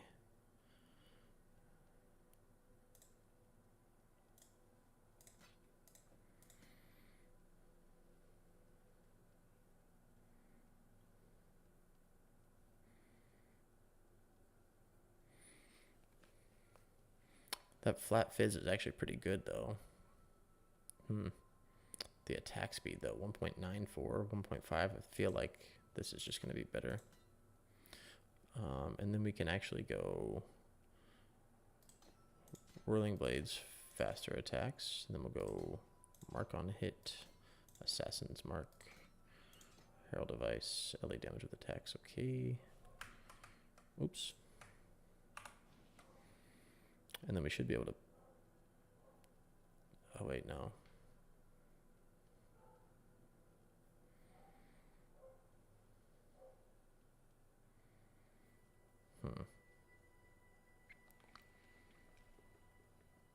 Yeah, fuck it. It's fine for now. That we can get rid of. Let's check this ring. Dex. That's shit. Okay. Just need a moment to catch my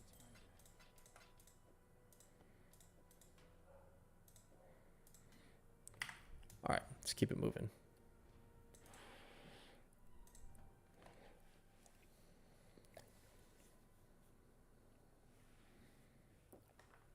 Yeah, for sure.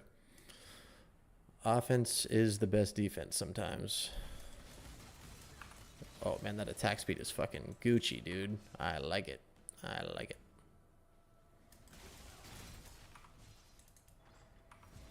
Getting high attack speed feels so good on this.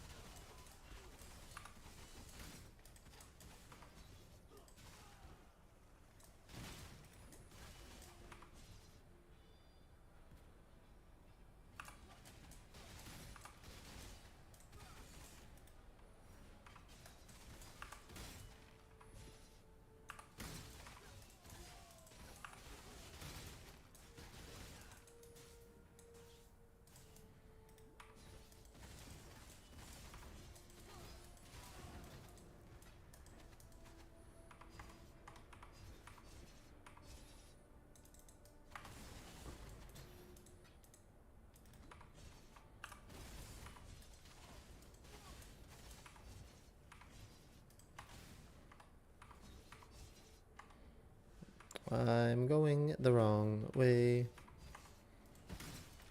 God, I love those explosions, dude. It's the most satisfying shit in the entire game.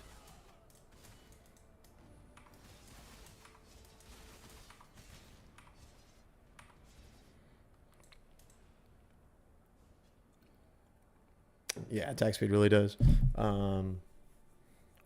Oh yeah, like during leveling, like a lot of the times you'll just know, like at least for me anyway, like I just know that claw was just going to be way better, just because of the attack speed and the flat damage. Like the other one did have fizz on it, which would be nice, but we're not converting 100% of the fizz to cold yet, so it's not that big of a deal.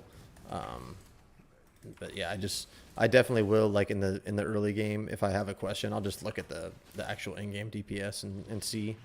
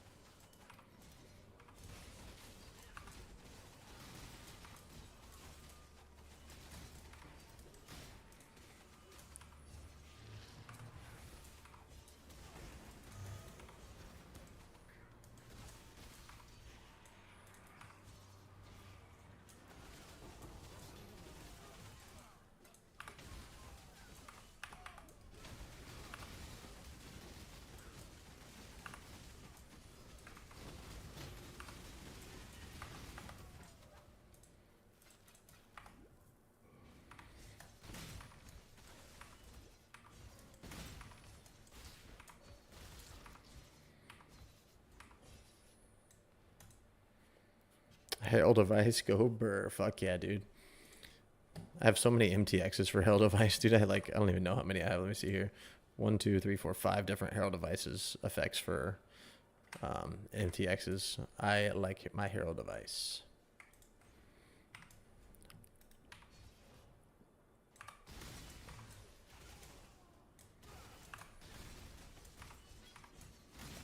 This one is by far my favorite if you don't care about a little bit of like visual, like eye cancer, you know, because it does make things hard to see sometimes. But the Stygian one, I'll switch it once I get in this next zone. I'll show you the Stygian one there's actually a Stygian Frostblades effect that you can get too. It's very good for like looking cool, but also not fucking up your like screen clutter. So I like that one a lot. I run that one when I run like really like high delirium maps or like anything where there's going to be a shit ton of monsters on the map and I'm actually needing to see what's going on. Yeah, so that I have that one too, right? This one. If you run that one in conjunction with the Stygian Herald effect, it actually looks pretty cool. So let's see if we can get some like packs of monsters in here. It's almost like they like evaporate into a cloud of like blue smoke.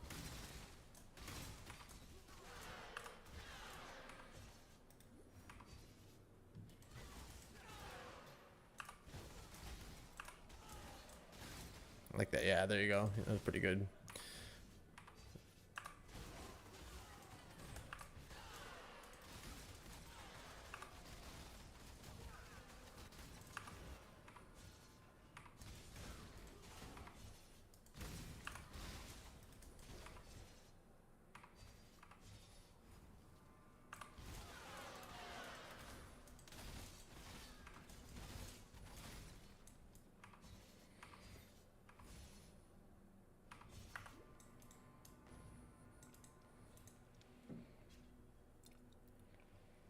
Yeah, I do too. Actually, it's kind of strange because like this one kind of makes it like hard to see almost. It's like not as prominent. So I mean, you could even run just a regular Frostblades with the Stygian Herald effect, and that would probably look pretty cool too.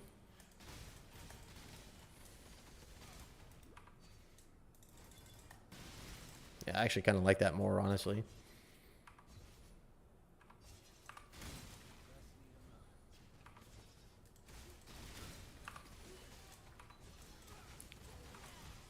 Because the projectiles just kind of get like lost with the Stygian effect, it seems like.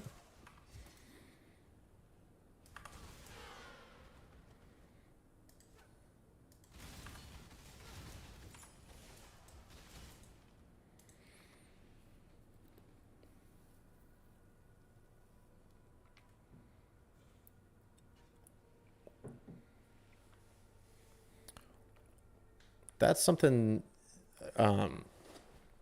I've thought about as well with the flash charges. Because back in the day, my thought was that they all gain charges on crit, but I think only one flask can gain charges on crit, so it cycles through them. But if you have a 100% chance to crit, and it gains charges on crit, even if it's cycling through them, I think that your uptime on your flask is better if you have chance to gain charge on crit over max charges. But that's something that I haven't done a whole lot of testing with, but I definitely am not really sure which one's better.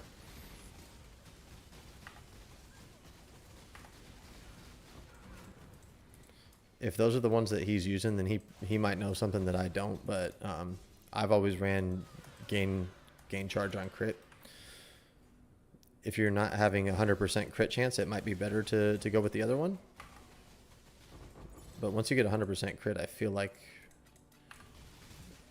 gain charge on crit is better.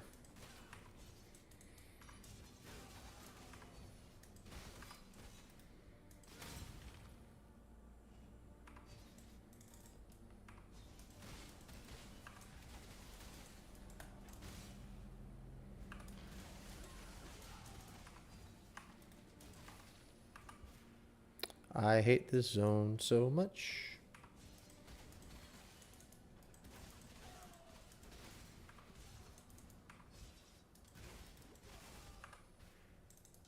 That wasn't too bad, actually.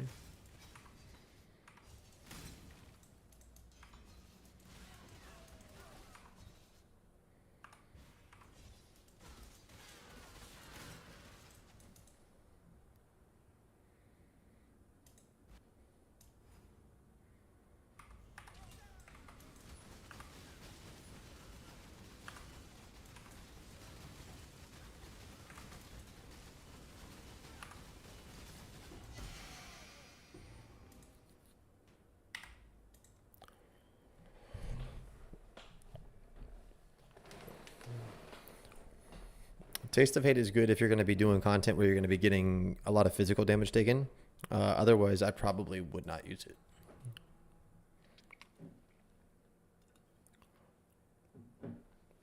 Because I mean, there's certain flasks that you need, right? Like you need I guess you don't need a movement speed flask, but I always feel like a movement speed flask or a silver flask is good. Then you need a health flask. You're probably going to need an evasion flask. There's no probably about it. You do need an evasion flask, and you're more than likely in SSF going to need a chaos flask, right? Unless you have good gear with chaos res cap. So that leaves you one extra flask, and I typically go for like a Stibnite flask or a movement speed flask or something like that. But that flask slot is up to you.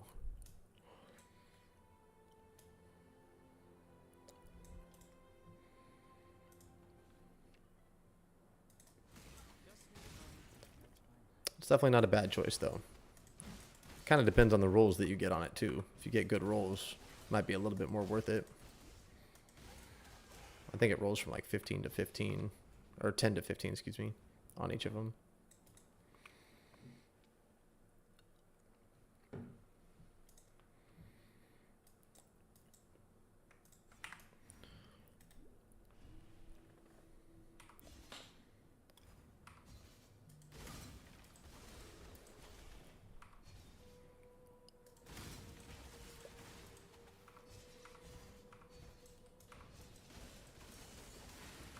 Well, fuck it, let's go and do this one too. I never do any of these.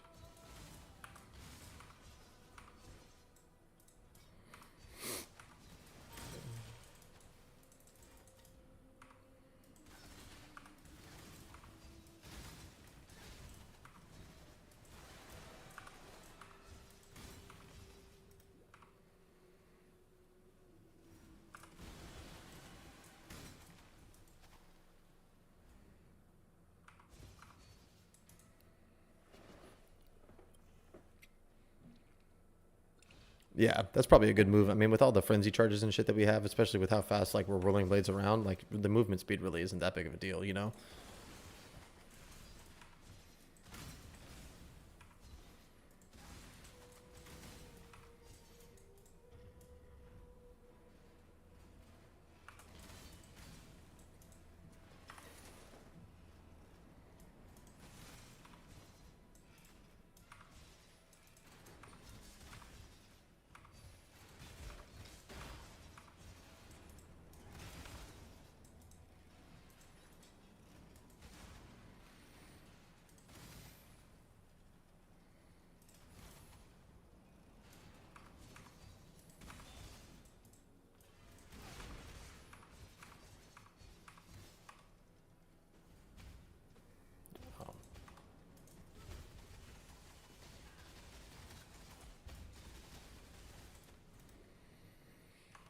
Okay, that's done.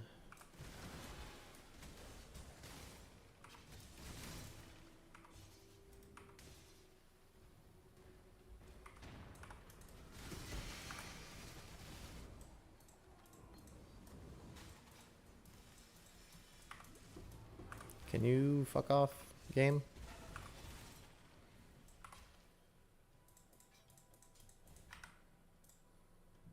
Thank you.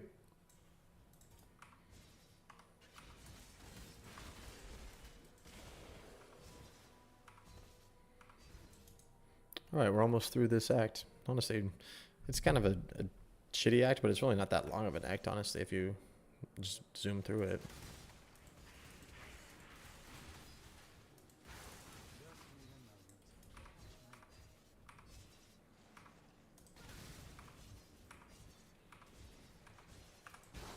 Oh. The porcupines hurt.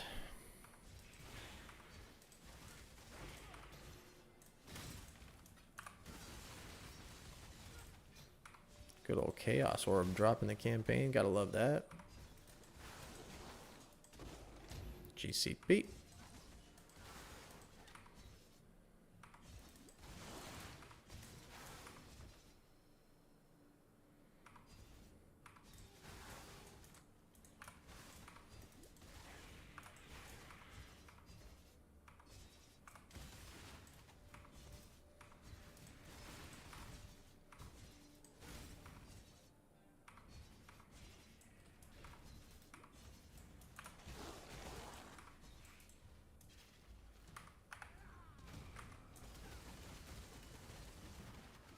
Oh, fucker.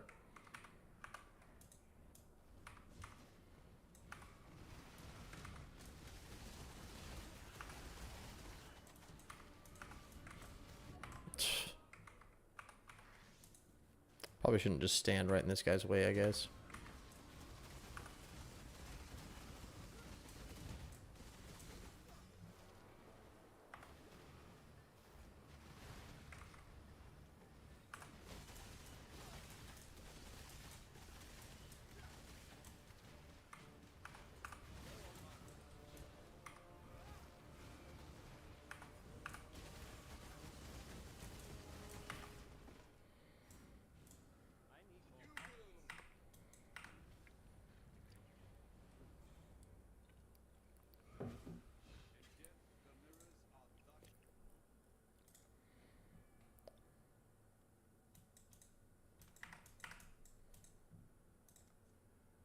You found them.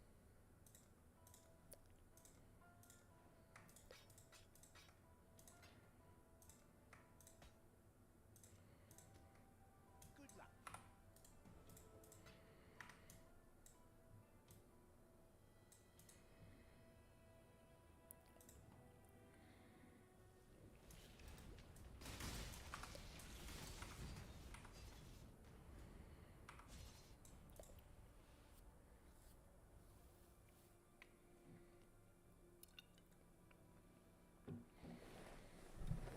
Yeah, that's what I was saying. It's probably, you know, 6 in one, half dozen in the other with the flash thing, honestly. So, um,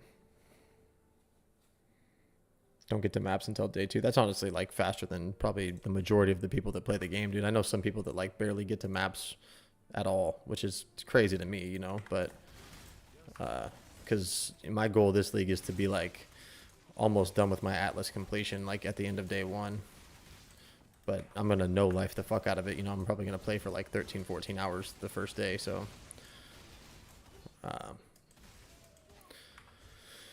that's part of the reason why I'm going through this campaign run right now too, just to kind of get a little bit faster. I don't know if I'm going to stream.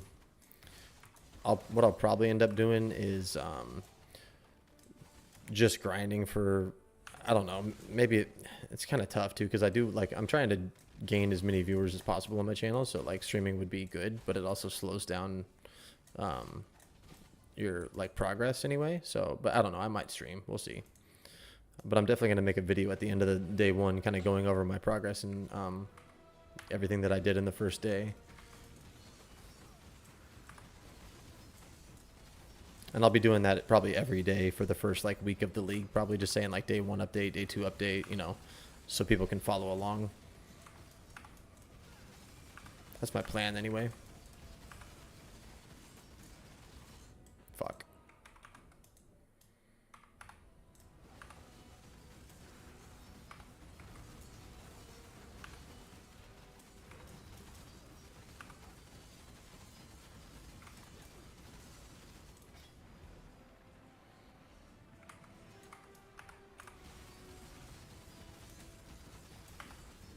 Man, burning ground is rough.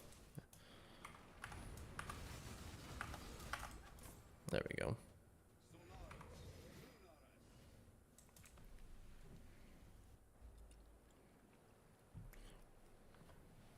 Taking work off on Friday. Yeah, dude, it's like, luckily at my job, I work somewhere where we have like all of the holidays off, and Good Friday for us is actually one of them.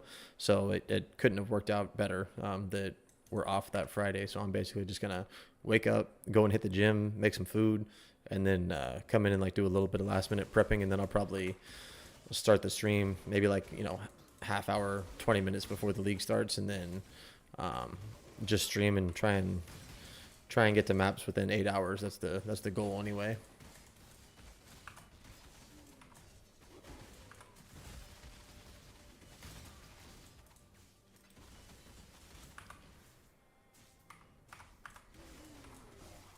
Green, green, green, red. We'll take that.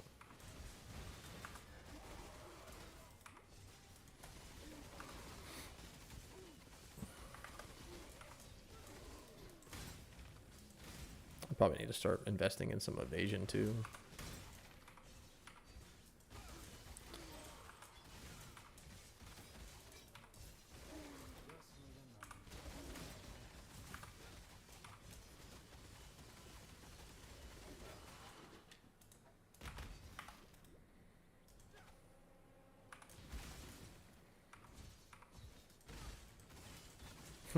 chance it. If this was the like an SSF league, I would have picked that up for sure. But I'm literally just doing this just to try and get through the campaign, so I'm not gonna like focus too much on anything crazy. But I do have a Twitch channel. I haven't been streaming on there very much, just because I feel like most of the people that watch my content know me from YouTube, and so I figured it might be better just to start off streaming on YouTube, and then if I do end up getting like a decent amount of people that, you know, start following the stream and stuff, then I'll probably have them just like tell everyone like, hey, I'm gonna be streaming on Twitch from here on out, you know, and have them go follow me there. But for right now, most of the like traction that I've gotten through on my channel has just been through making like YouTube build guides and stuff. So I'm up to like, I think I have like 470 something followers or subscribers on YouTube right now. And I just started like a month or two ago. So the goal for me is to try and get to 1,000 subscribers on YouTube as quickly as I possibly can. So I'm hoping with this new league coming out and me making a bunch of content, it'll help up the subscriber count a little bit. I don't really have any plans of like, you know, trying to turn this into a job or anything. I just think it's fun, and I'm going to play video games either way, so I might as well see if I can get some people to follow me, you know.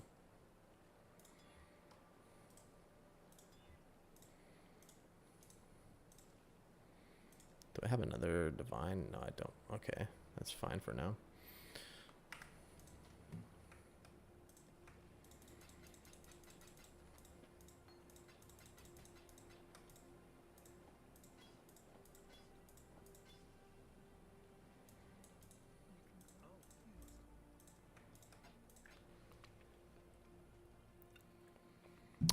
Thank you, man. I definitely am trying. I appreciate all the support.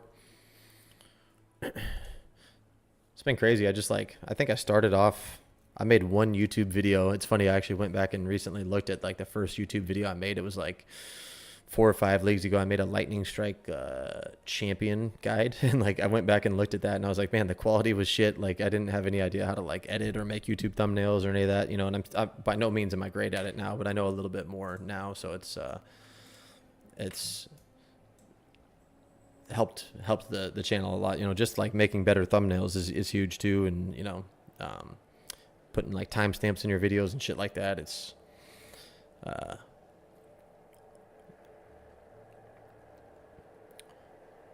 oh shit, you hit affiliate on Twitch. That's dope. I don't even know how you go about doing that, honestly. I know 1,000 subs on YouTube is where you can actually start. I think you can monetize the channel once you hit 1,000 subs on YouTube. But ideally, I would like to become a Twitch affiliate. That's the end goal anyway.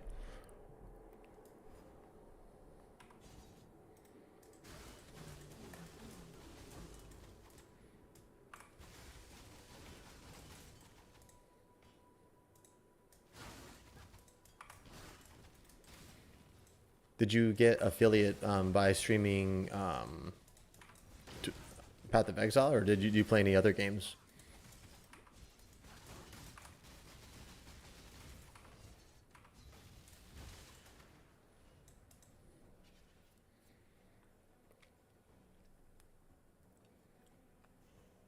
Oh damn, is it really? Well, that's good to know. 3 viewers per stream, huh? That's not bad at all.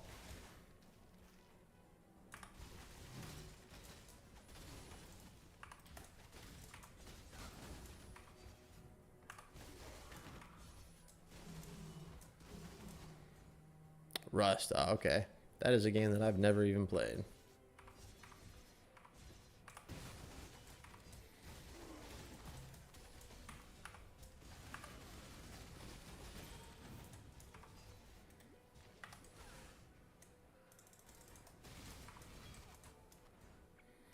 I mainly play like ARPGs right now, but I really enjoy like loot-based like shooter games too, like stuff like Destiny and Borderlands, stuff like that. Like that's what I initially started getting into computer games for. But I actually like my whole gaming career, I guess, or not career. Well, it was kind of a career, to be honest. I played Halo 2 back in the day, like competitively, and made money playing in tournaments and shit in Halo 2. And then that was like what got me started in video games and all that shit. So I still love shooters. I just don't play them as much anymore. Because I got hooked on the loot from these games, man.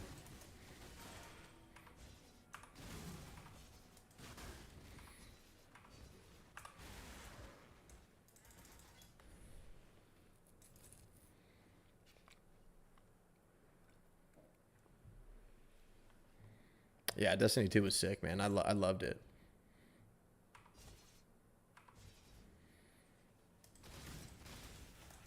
I still go back and jump on every once in a while and fart around, but I like don't go anywhere near as hard as I used to.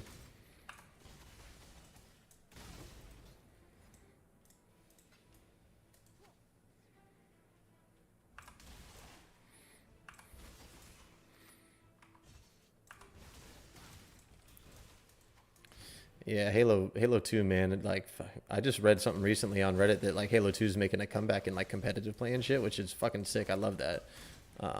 Because that game, dude, I was like the kind of nerd that would sit around and find out like all the hiding spots and the jumps and shit that you could do from one corner to another, and grenade jumping from one spot to another to get up on ledges that no one knew you could get up on. And I was, like I said, I was playing in tournaments with my buddy, just shitting on dudes making money. It was cool. Then like all my casual friends that we'd have like parties and stuff at the house, and they'd want to play, and I'd be like, yeah, sure, I'll play. And then after like a couple of rounds, they'd be like, we don't want you to play anymore, man. It's not fun for us. I was like, okay.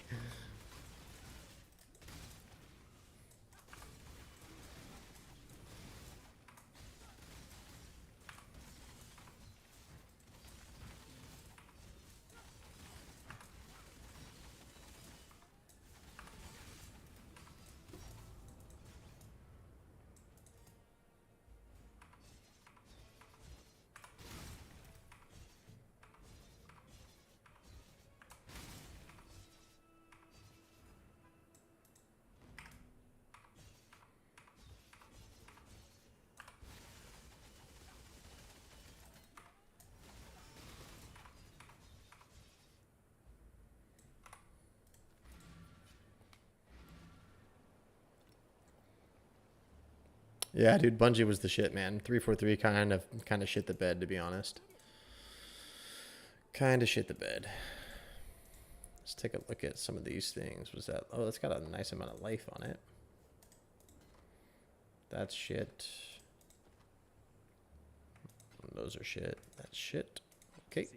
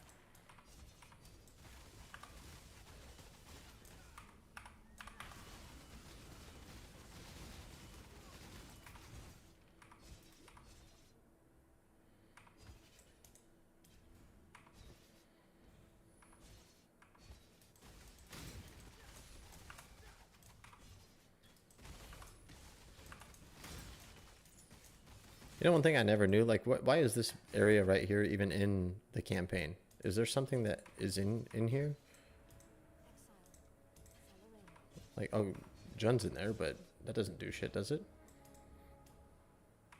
I always wondered why they put that there.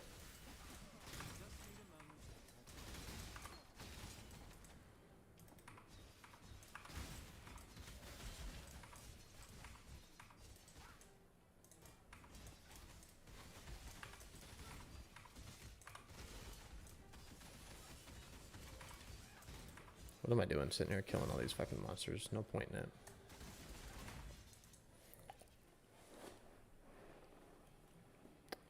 Yeah, it seems interesting though, because sometimes June will show up and, well, I guess, does she show up?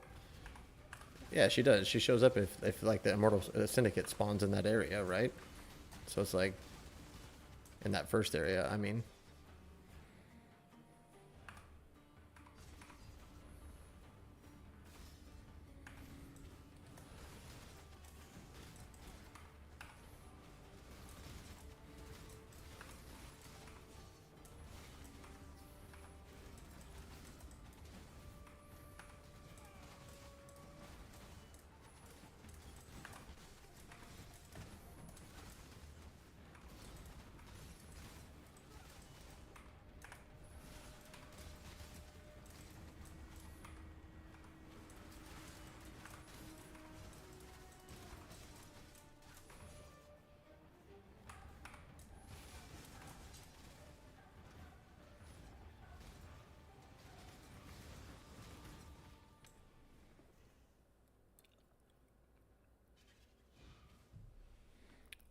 You watched a few MLG, dude. I remember MLG. MLG was the shit. I wasn't on like an official team or anything. Me and my buddy, we did like 2v2 tournaments at like, this was back when like there was like Blockbusters still and like, you know, fucking Hollywood videos and shit. And then GameStops, they would have like, you know, just like come and do like 2v2 tournaments in those places and shit. And so we went and did those and we won a few of them, you know, like we never made like a ton of money. We made a couple $100 here and there in like some of those like local tournaments and shit.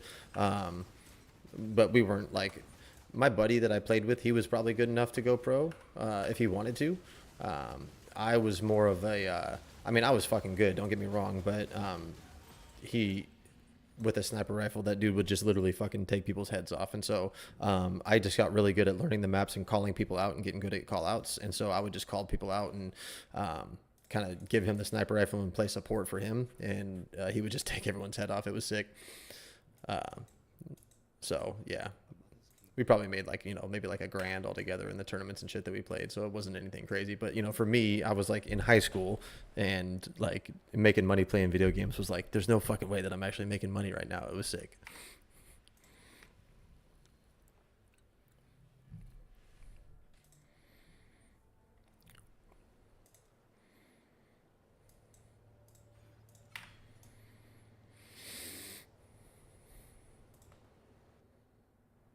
Hell yeah, dude.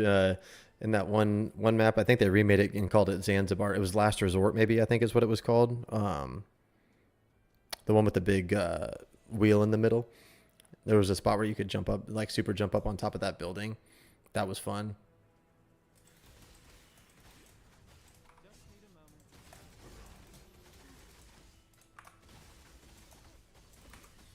That was back when fucking double shotting was the thing too. You could it was trigger X BB trigger or something like that. I can't remember what the combination was, but you could basically make it with the battle rifle where you could shoot 6 bullets in quick succession instead of just like 3 and 3. So instead of it being like it was like that, and you could fucking literally just melt people's heads off. You had to be really good with the buttons though. I got pretty good at double shooting back then. Yeah. BXR was that was for melee. So normally you would have to melee someone, and then there'd be an animation where you would have to bring your gun back before you could shoot again. And BXR basically made it to where you would cancel that animation. So you would melee someone and then instantly shoot him in the head instead of having to wait for that animation to go through. I'm pretty sure it was there was another combination that you had to do to double shoot. I can't remember what it was though. Trigger X. It might have been trigger XYY. Trigger X. It was fuck. I can't remember now. It's been so long, dude. It's like 15 years ago now.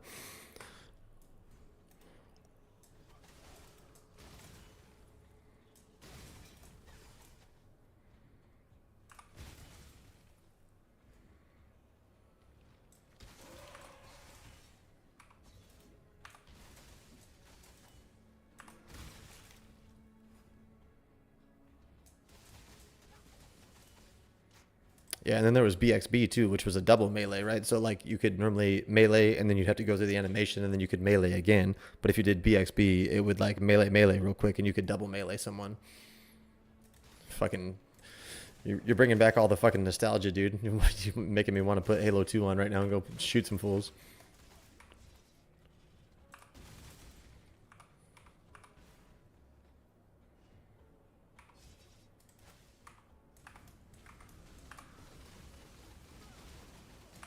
Fuck. Why did I stand there?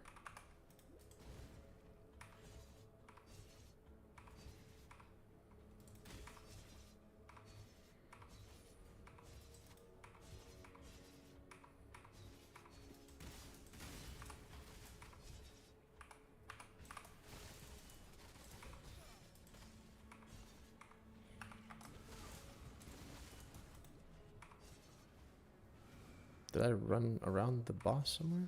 Oh, he's right there.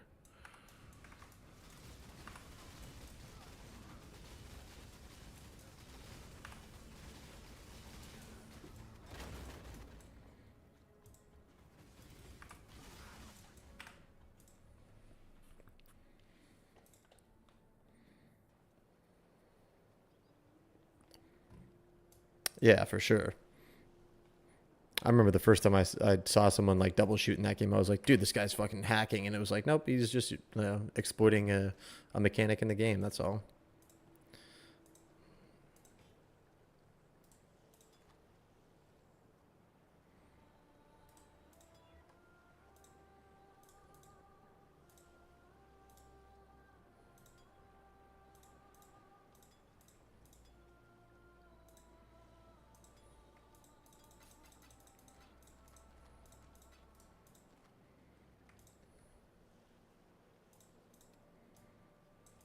What can we do for you?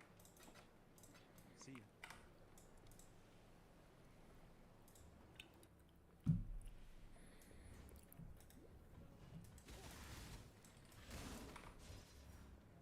Oh, you know what? I should get precision and put that on. I don't know why I haven't been using that yet.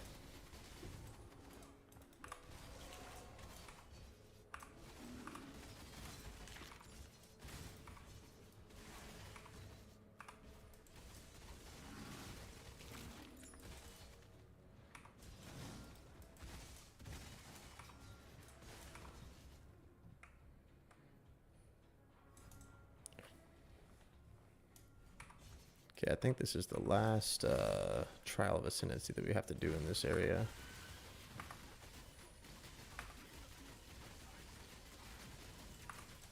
Oh shit. Let me lifesteal. Sweet. Okay.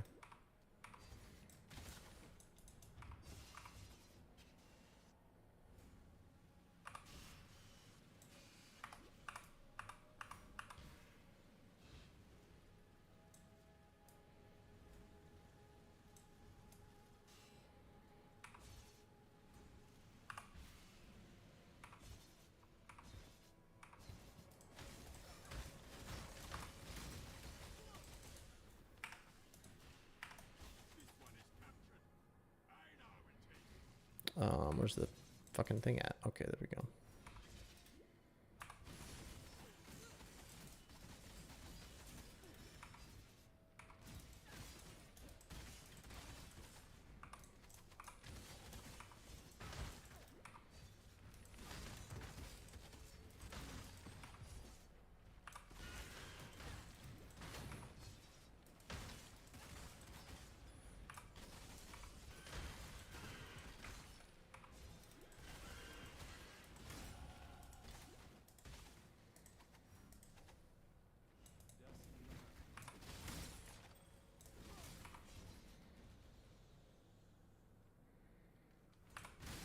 Yeah, shrines are gonna be huge, dude. Like I almost always spec into shrines, especially like early on when your build's not that strong yet.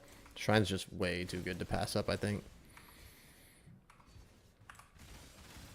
And if you spec like shrines with the Nico shit, like you're gonna have, you know, if you get an acceleration shrine, you're gonna have like 45 move speed, 105 damage, and then another like, you know, 100% move speed. It's like you're just gonna be fucking flying around the map.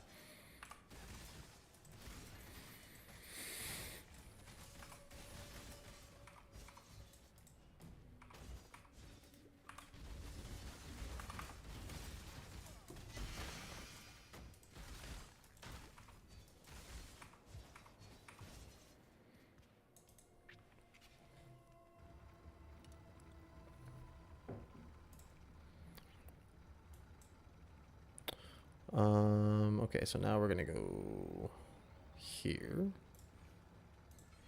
I think. Oh shit! Did they? I didn't see that. What Nico shit? So there's a node on Nico where basically for every voltaic like sulfite thing that you grab in your map, you get it's 15% move speed, 35% increased damage, and 1% max all res. So once you click on 3 of the sulfite mines or whatever, you're going to have 105% increased damage. You're going to have 45% increased move speed, and then you're going to have 3% max res. And you can get Nico in every single one of your maps.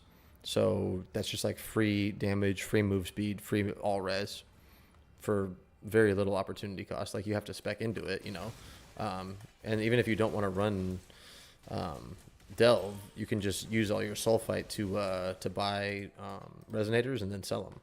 So you're not going to get like super rich off doing that, but especially if you're having a hard time like early on, that's something that I was thinking about doing.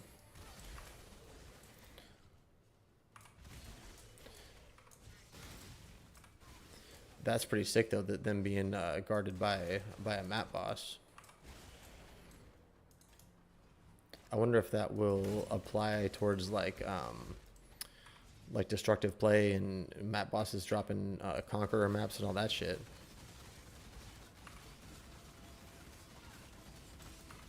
I would assume that it would.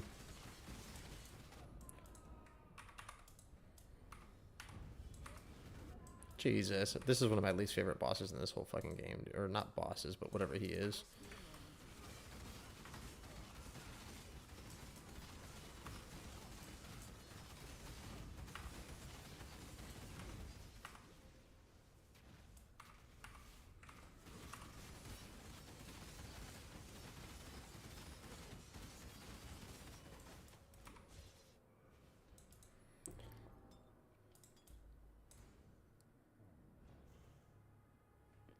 It's in there. Let's see here. PoE Atlas tree.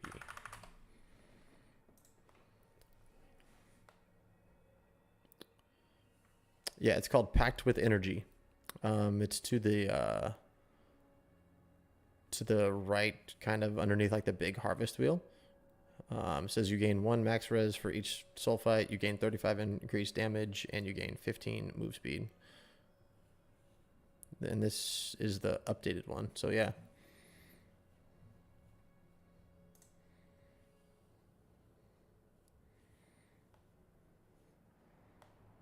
Search for Packed with Energy, you should be able to find it.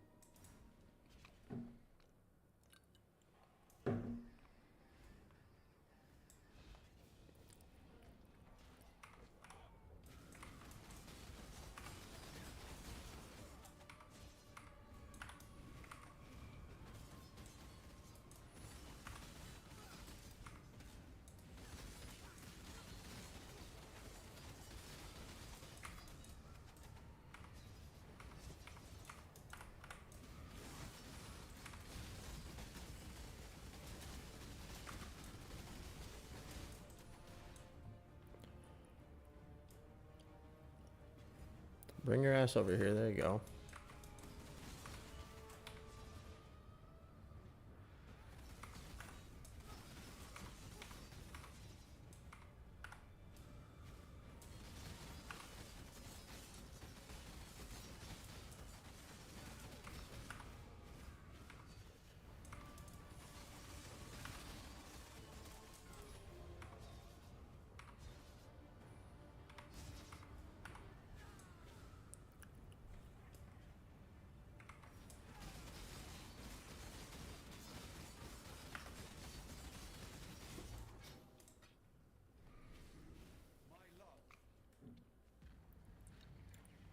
Yeah, you do. You would have to take anything that has any chance to do it, and you might even need to like block one or two mechanics. Um, so I mean, there is some opportunity cost there for sure, you know. And it would probably only be useful if you're like a build that really needs the extra damage and move speed, you know. So if you don't need it, maybe just take shrines and you'd probably be fine. But it's something that I have considered doing. I'm definitely going to. I'll probably do that tomorrow, honestly. I'll probably sit around and make like 3 different trees. You know, what I want to start with, what I want to transition into, and then what I want like my in-game tree to be. Um, I'll probably end up doing that tomorrow.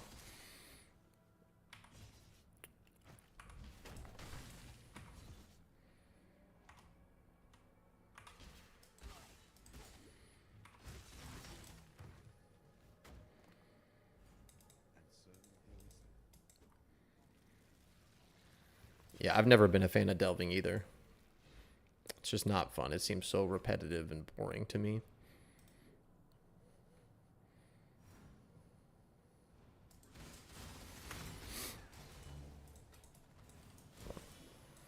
Do I have any green sockets that are open? I don't, huh?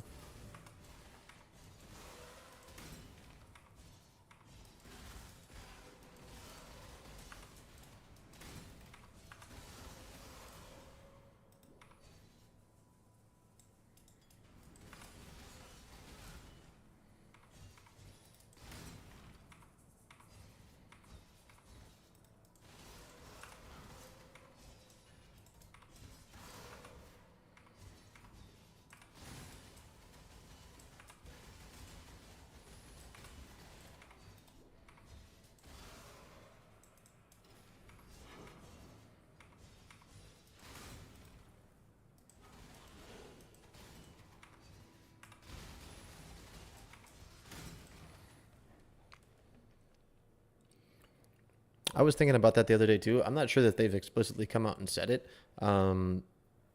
My first thought was that maybe you get your first, and this is just all speculation, obviously, but I was just thinking that maybe you would get your first one after killing Exarch and Eater, and then maybe you get your other one after killing Uber Elder and Maven. But I think a more likely scenario, honestly, because I don't think that GGG wants it to be gated behind super hard content. So I think a more likely scenario would be after you complete your first 50 maps, you get your next one. And then after you complete 100 maps, you get the second one, the third one, excuse me. So you get your second one after 50 and your third one after 100, or maybe like 60 and 120 or something like that. I think that that's a little bit more realistic, because I think the goal of GGG doing this was to be able to make content and Atlas trees like more accessible for everybody. So it wouldn't make sense for them to like, yeah, here's some more Atlas trees, but also you have to kill Uber Pinnacle bosses in order to do it. It's like that wouldn't make much sense.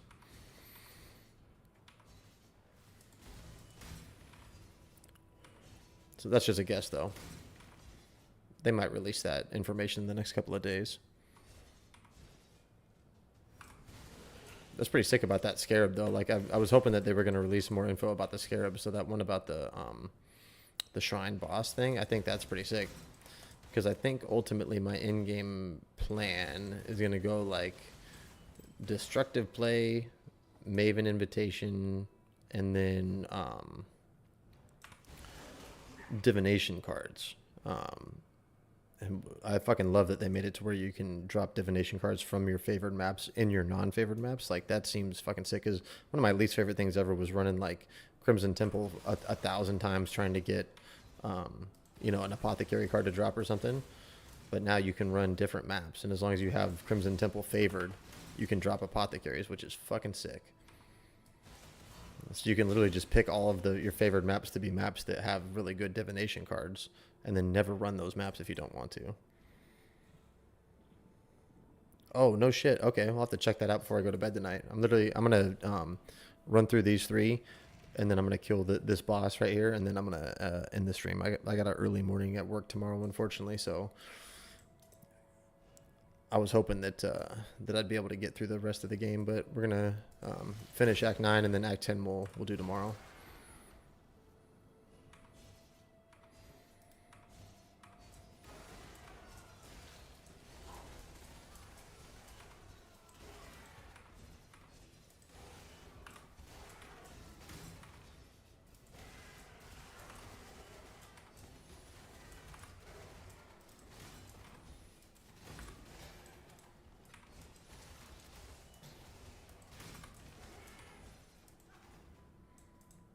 I'm fucking pumped to check it out, man. I've been really looking forward to seeing what some of those scarabs are gonna do.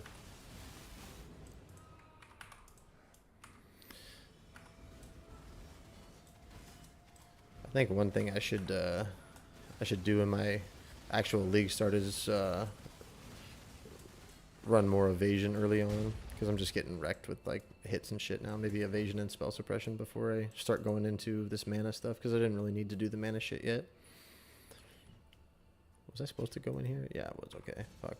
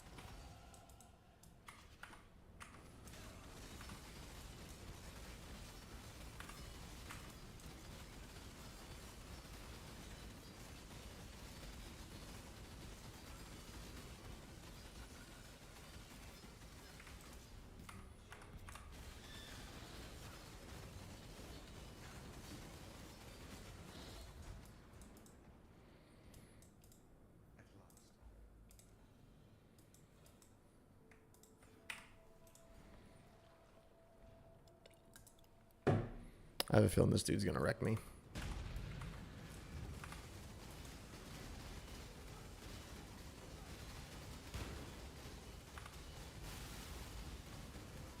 That's not bad so far.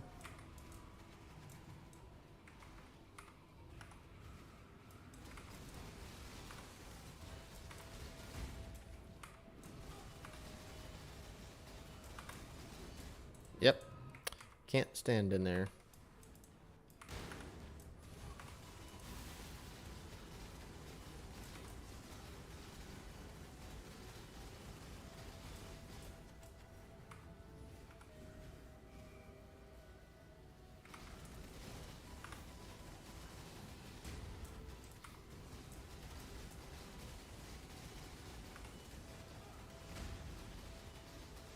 Actually, it wasn't too bad. It was not too bad.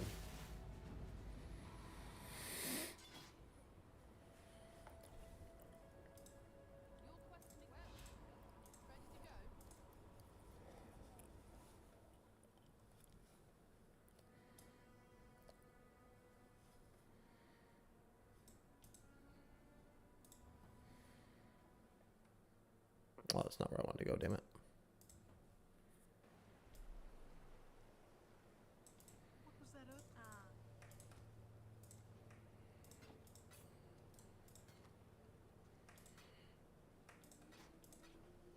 Take care. You must be the answer. Oh, not there. Are you killed?